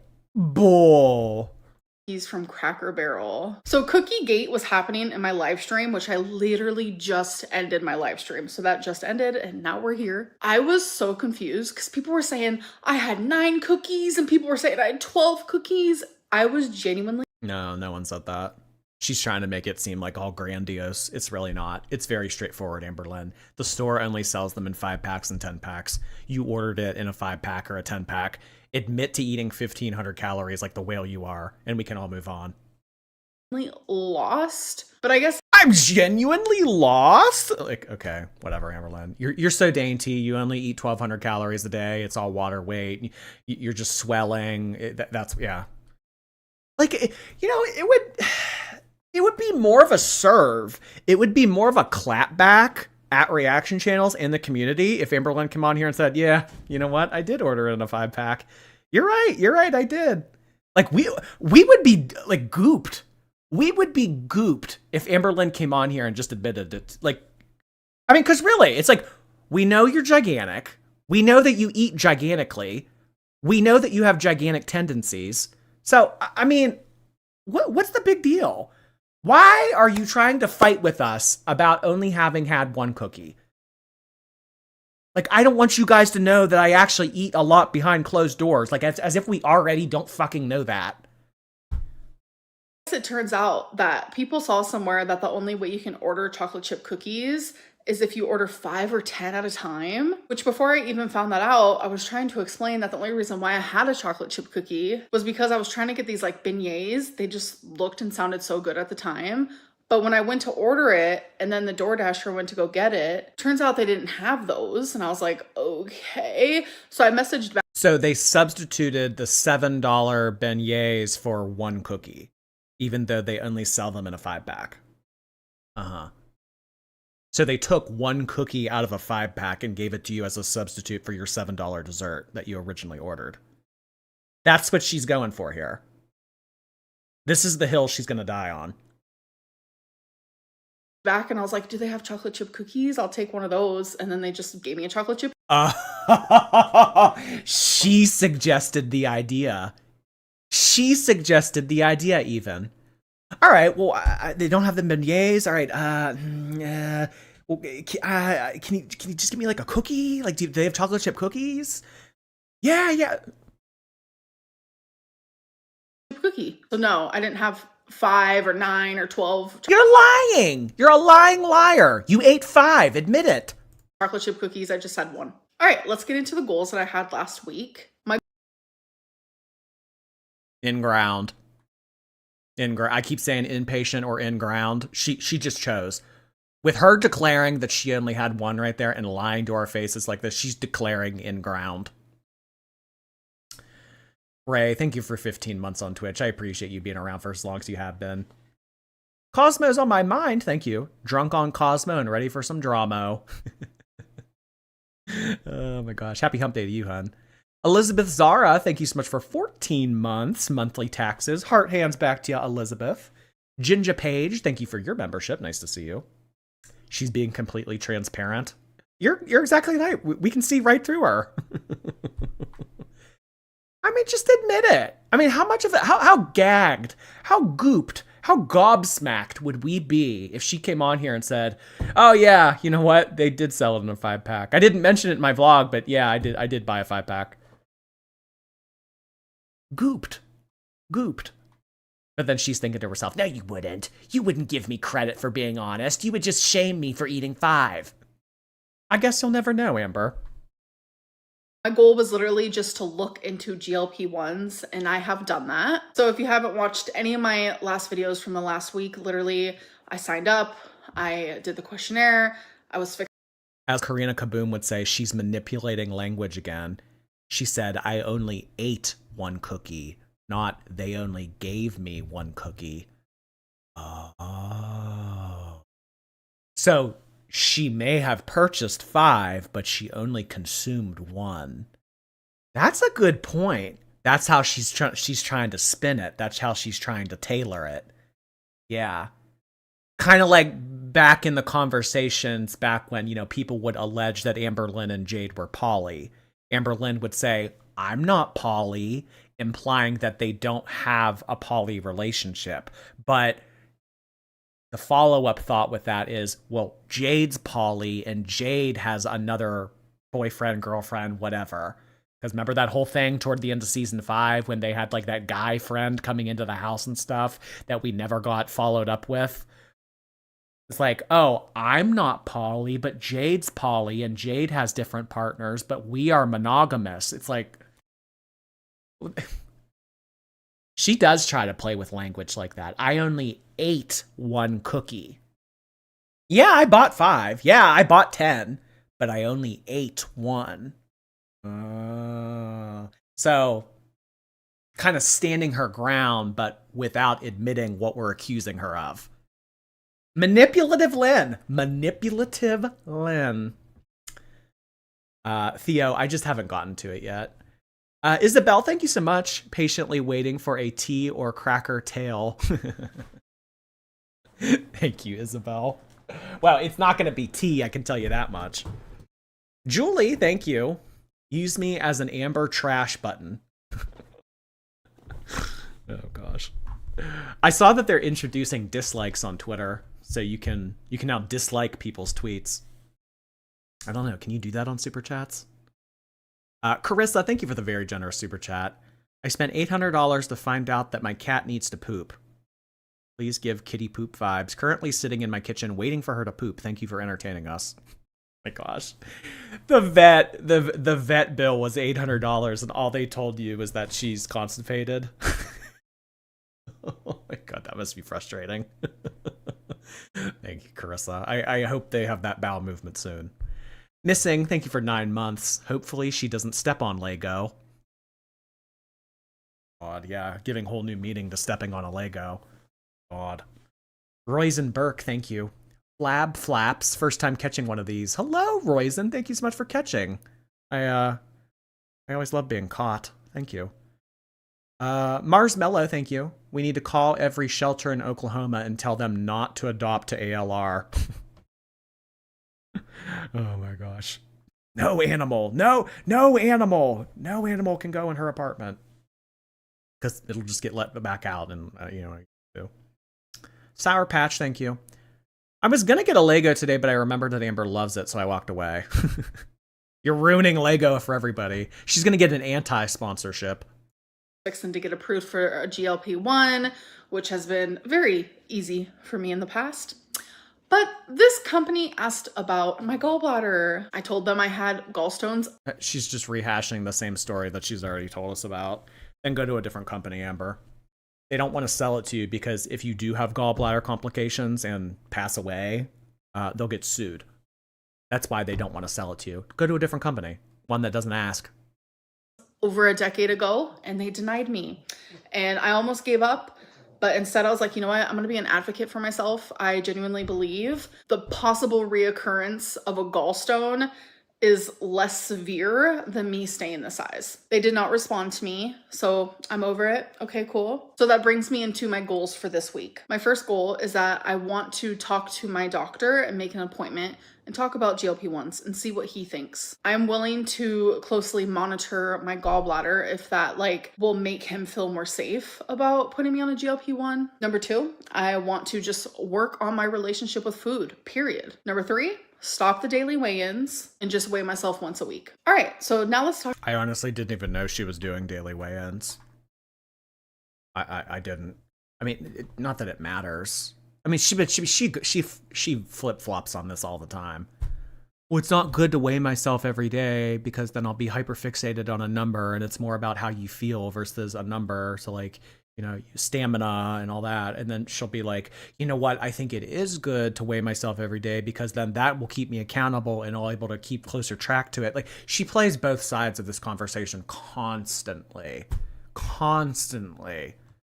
Talk about how my week went. So last week I was feeling shitty, I was feeling defeated, I was feeling overwhelmed, I was feeling like I was drowning, I was depressed, I was low. I genuinely was not in a good place and I feel so much better. I feel like I can breathe again. I feel like I have reached the surface of the water and I am no longer drowning. I hate when I reach lows like that because it reflects in all of my life and I try very hard to put on a smile and to still be positive and happy. And sometimes it's hard. It's a scary feeling, but I feel a lot better. I think that she wants to be able to get around while being huge. Yeah, exactly, Teardrop.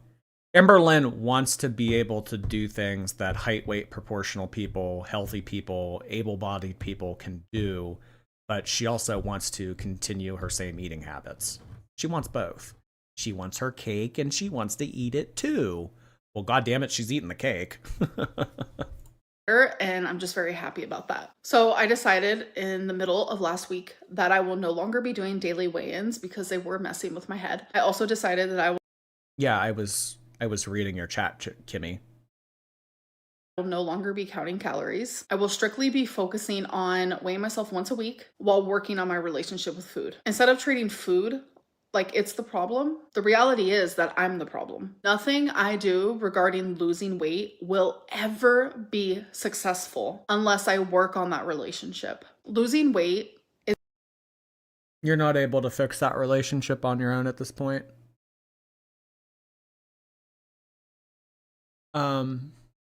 You need someone else to force you to have a healthy relationship with food. This whole like, oh, we're gonna be besties, food and I, like we're gonna get along, we're gonna treat each other well, we're gonna have a nice congenial relationship. Like that ship has sailed a long time ago. You need someone to force you and food to get along. That's the only thing that'll work at this point. You have such a messed up relationship with food that it is beyond repair within your own devices, your own doings. You need someone else to monitor you, supervise you, make sure that if that relationship gets a little bit off track, they can put you back on track. You can't do this on your own, Amber. You need to go to inpatient or you're going to be in ground. is extremely important.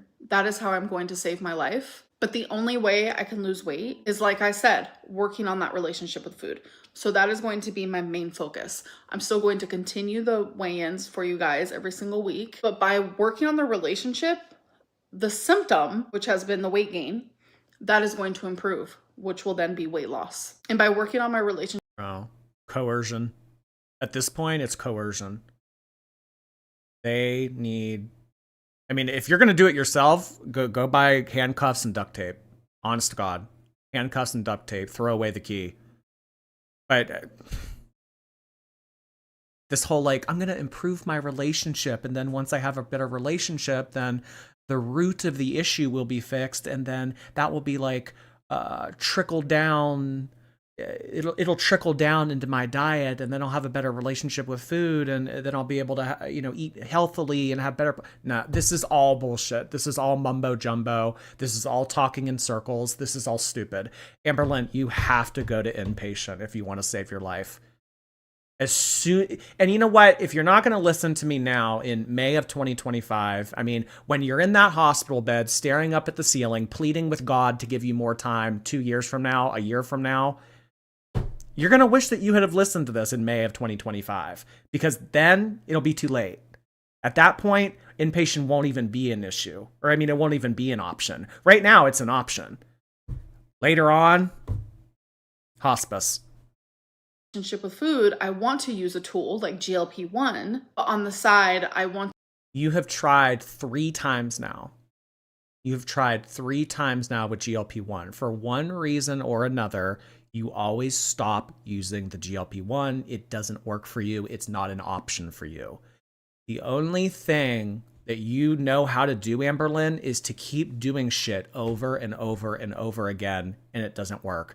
How many times have you done that with Weight Watchers? How many times have you done that with the meal service delivery program? How many times have you done that with counting calories? How many times have you done that with exercising, getting your steps in? I mean, just like, we can think of so many different variables that Amberlynn has tried for losing weight over and over and over and over and over and over again, and it never works. This is just one of those things. Ozempic didn't work for you the first 3 times. Why is it going to work for you the 4th time? Oh, well, I'll take it seriously this time. You'll take it seriously for about a week, or maybe a month or 2 months, but you'll find a reason to get out of it again, like you always do. You need to do something that you've never done before. If you want to get to a place you've never been, you need to go somewhere you've never been. Inpatient. You've been here before. You've done Ozempic. You've done the whole song and dance with the syringes and drawing up the vial and getting the weekly injection and having your mom do it for you and blah, blah, blah. Like, you've done this. Why is this now going to work the fourth time when it didn't work 1, 2, 3? You got to do something that you haven't done. You have to take drastic measures because your situation at this point is dire. Caden, thank you. Somebody actually said that earlier. Thank you so much, Caden. Cynthia, thank you. Show us the DoorDash receipt. Trout mouth Lynn. It'd be funny if she keeps getting pushed on it. She's like, you know what? Here, look at the receipt. Although, in her words, the receipt would show the beignets. So it's like, well, if I show you the receipt, it'll match up the story that I told you. You know what I mean? Like, if she shows a receipt and it's like, oh, well, look, the beignets, I told you that they substituted for a cookie. I don't know. I don't know. Will Cracker Barrel Gate continue? I don't know. Meow Cheetah, thank you so much for the membership. Hello, Meow. Angela Lee, thank you. The only live I will ever watch. Not my thing, but I find myself waiting for yours. Well, thank you so much for being a part of my live community. I'm glad that you find them entertaining to the point that you would watch something you normally wouldn't. Cats with food names, thank you. A repairman called my cat Spooky Fat. How dare he? Oh, you should call up and let them have a piece of your mind. How dare they call your cat Spooky Fat? Bean, nope, thank you. When she does her hello, hello intro, she sounds like the FNAF phone guy, and it really grinds my gears. I don't know what that is. FNAF phone guy? Anyone help me out here? Thank you, though, Bean. To take all the tools that I've ever learned from having a dietitian and outpatient and taking those tools and realizing that food is fuel. You have to eat to live, not live to eat. If all of this philosophical Lynn, if all of this sage advice would have worked for you and you were able to take your own advice and apply it and actually live it out in your life, you would have done it 15 years ago. Five Nights at Freddy's. Oh, okay. I'm not familiar with that.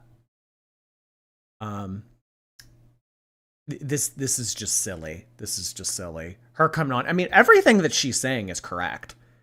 You know, fixing your relationship with food, making it so that you understand that food isn't a treat or a reward, it's actually fuel. If you were capable of absorbing and applying this information, you wouldn't be 500 pounds.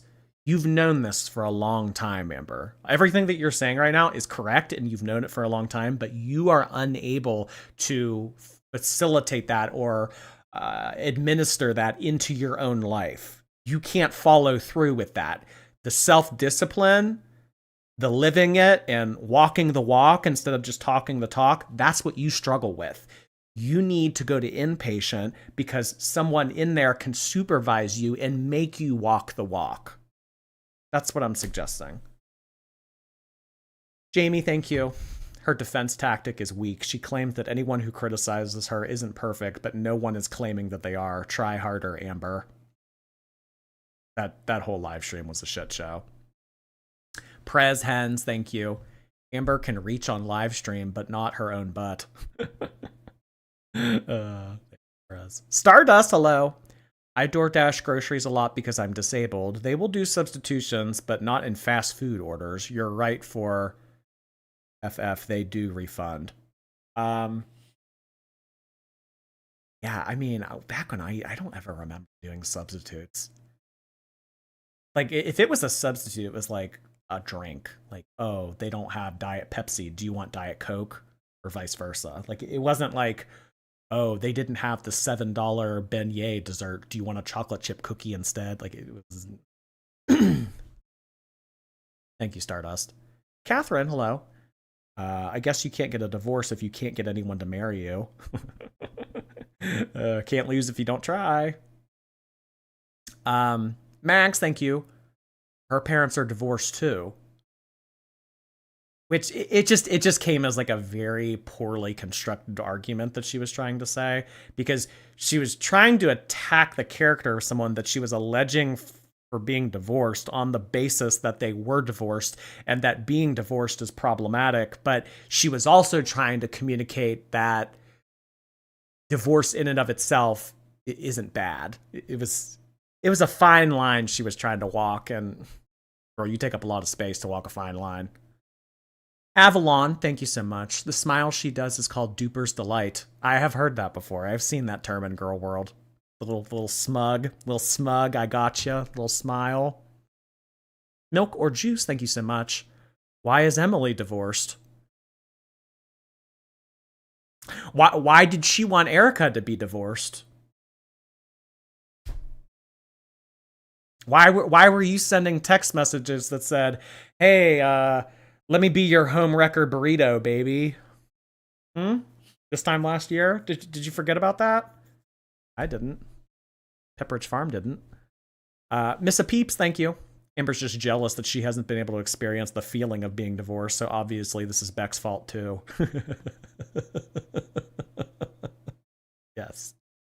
All roads lead to Beck. Beck being his fault. I still want to enjoy food. I don't want to think of food as a bad.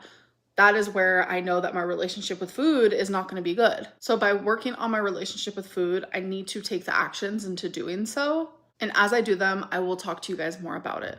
But as of right now, I want to treat my body better. I want to nourish my body the way that we are supposed to. Anyways, I feel like I could talk about this for like 9 million years, so let's move on to the weigh-in. Last week I was 514.2, and this week I was 516.2. In the middle of the week, I did get down to 513, so I'm noticing I am just fluctuating right now, and I am not going to beat myself up for it. Because progress isn't just— You should.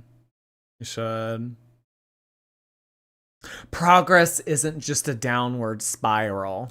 Sometimes you have good days, sometimes you have not at 514 pounds. At, the 190s and the verge of being 200, yeah, you have ups and downs. Not at fucking 516, Amber. Just lose weight every single day. Progress is very much lose some, gain some, lose some, gain some. Anyways, I hope that you guys— What would you know about progress? I mean, really, what would she know about progress? Why do you get to speak on progress? Inpatient or in ground? Sarah Stumbles, thank you for 15 months. I'm replayed tonight. I had bowling league. Happy I found you girly pops so many months ago. We're happy you found us as well, Sarah. Well, have a nice time. I hope you bowl a strike or a turkey or a spare or whatever that is. Yeah, that. KBR, thank you. He can't divorce, but she can cheat with Erica. Ha ha ha ha. Danny, thank you. Hi, I love your videos. Thank you for the compliment, Danny. Appreciate it. Sam P. Spire, thank you. She's mad at divorcees because they got what she wanted. Yeah, all she ever got was a broken off engagement. For rings that she paid for. Celestial Mystique, thank you. Do you think she hired a PI to find info on him? Amberlynn pay for it? I mean, she's not above paying for it, but a PI? That's a little extreme. Danny, thank you again. Can I get a skinny? I lost 20 pounds. I'm about 10 pounds from my goal. Wait, that's awesome. 20 pounds is a lot. Hey, 10 more pounds to go. 2/3 of the way there. Congrats, Danny. Skinny. Even though I don't like to skinny on demand. It has to be the right moment. Simply Me, thank you for your membership. She is scary psycho. I mean, people have said that if Amberlynn were mobile, if she weren't just on a couch all the time, she could potentially be dangerous. People in the community have suggested this. Beck suggested this. That although Amberlynn never got physical during their relationship, had Amberlynn, actually been able to be physical, maybe that could have actually happened, which is a scary thought. KM Crafts, thank you. For all she knows, they just fell out of love or got cheated on. It could have been anything. Nope. It is what I'm saying. I'm alleging it is because I don't like him. Binkerton, thank you. Will you shout out my friend Meat? She just had her wisdom teeth out, but she doesn't watch reaction channels, but I recap all the lives in her Instagram DMs. Boy, that must be a pretty long recap. Thank you so much. And shout out to Meat. Meat. What a lovely name. Incognito, nice to see you tonight. Love you all. Les eat. Nice to see you, Incognito. Les eat indeed. We've eaten. Les ate. Quincy, thank you. I missed a few, but I'm back for the big bitch drama. Also, Hamber is fat. Thank you, Quincy. Now that's the kind of BBD I want to hear about. Isabel Schumacher, thank you. Only Amber could make 9/11 about her. I mean, just the whole story about how she hated that they forced her to eat this strawberry yogurt and she wasn't allowed to get up. And to this day, she still hates strawberry yogurt. I mean, someone asked her about 9/11 and she went off on like how the group home forced her to eat this strawberry yogurt and she didn't want to. And it's just like, it was weird. It was just weird. That's the only word I have for it. Polish chick, thank you.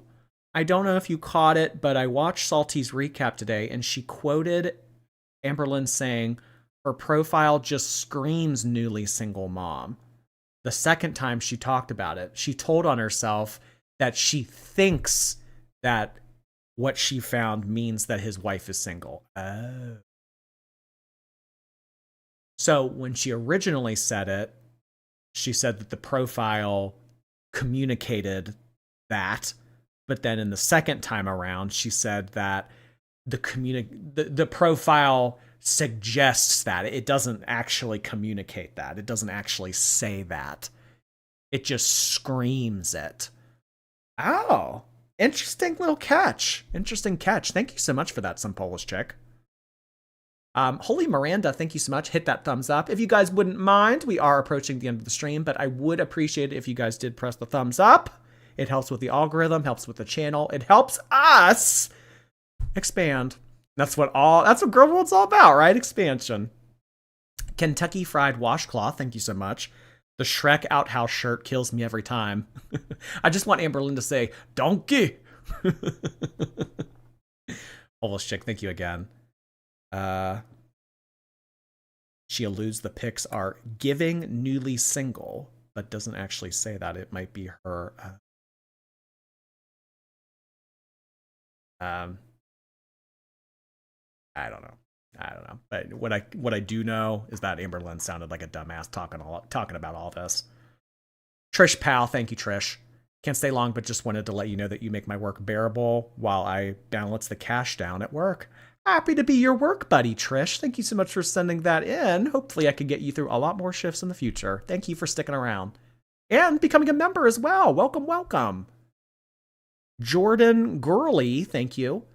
Is it Fat Hall of Fame when you leave a spoon in the ice cream container for the next time that you grab it?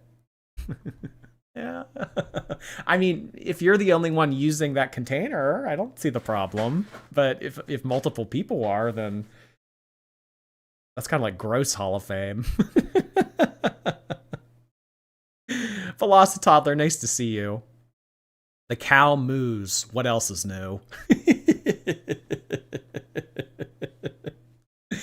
Oh gosh, that super chat doesn't say a lot, but it definitely kind of captures the whole point of everything. Spudbug, nice to see you. Admit to eating 1,500 calories like the whale you are. Damn, you deserve money for that line alone. I just wish you. I just want to encourage her to be more forthcoming. I'm just helping Amber. Just helping her become a better her. Deborah, thank you. Amber's definition of coping is rage baiting, binge eating, obsessing, stagnating, stinking, and then festering. And look at how nicely she copes. Suff, thank you so much. She was watching that Cracker Barrel order like a hawk to notice the beignets were gone and to get her dainty cookie. Oh, I I full-heartedly believe that when Amberlynn orders DoorDash or Grubhub or whatever, she watches the little car approach her apartment complex. Oh, 100%. Sloan, thank you so much for becoming a member. I feel like if the Black Plague were to come back, Amber would be the cause of it.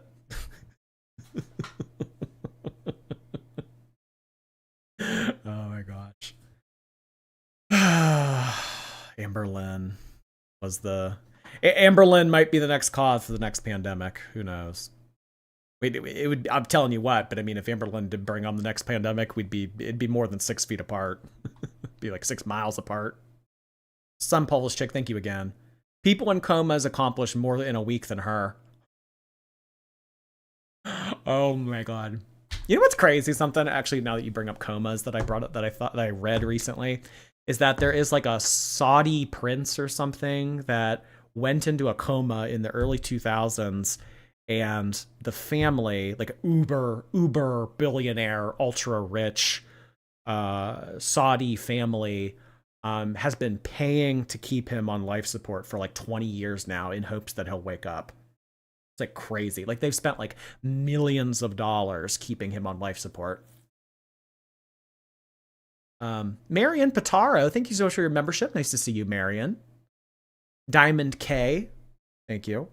Please tell Scott that you knew you would finally convert him to Girl World. Got him watching on the big screen. Love you, Lord Jord. Scott, welcome, buddy. If you can't beat him, join him. Listen, okay. Is it really all that bad? I mean, it's kind of entertaining. I mean, it might not be Monday Night Football, but hey, fat bitch drama, it's kind of funny. You could maybe get on board with this. Yeah? All right. Thank you, Diamond. Julie, thank you. I'm just thinking out loud. When she kicks, will she just disappear and that's how we know? Or do you think someone will report it on her channel? We'll just find out through like the news or an obituary or something. It'll break. I mean, like in theory, say this were to happen tomorrow, it would get out into the news maybe in like a few days, and then be talked about, and I just think people would move on.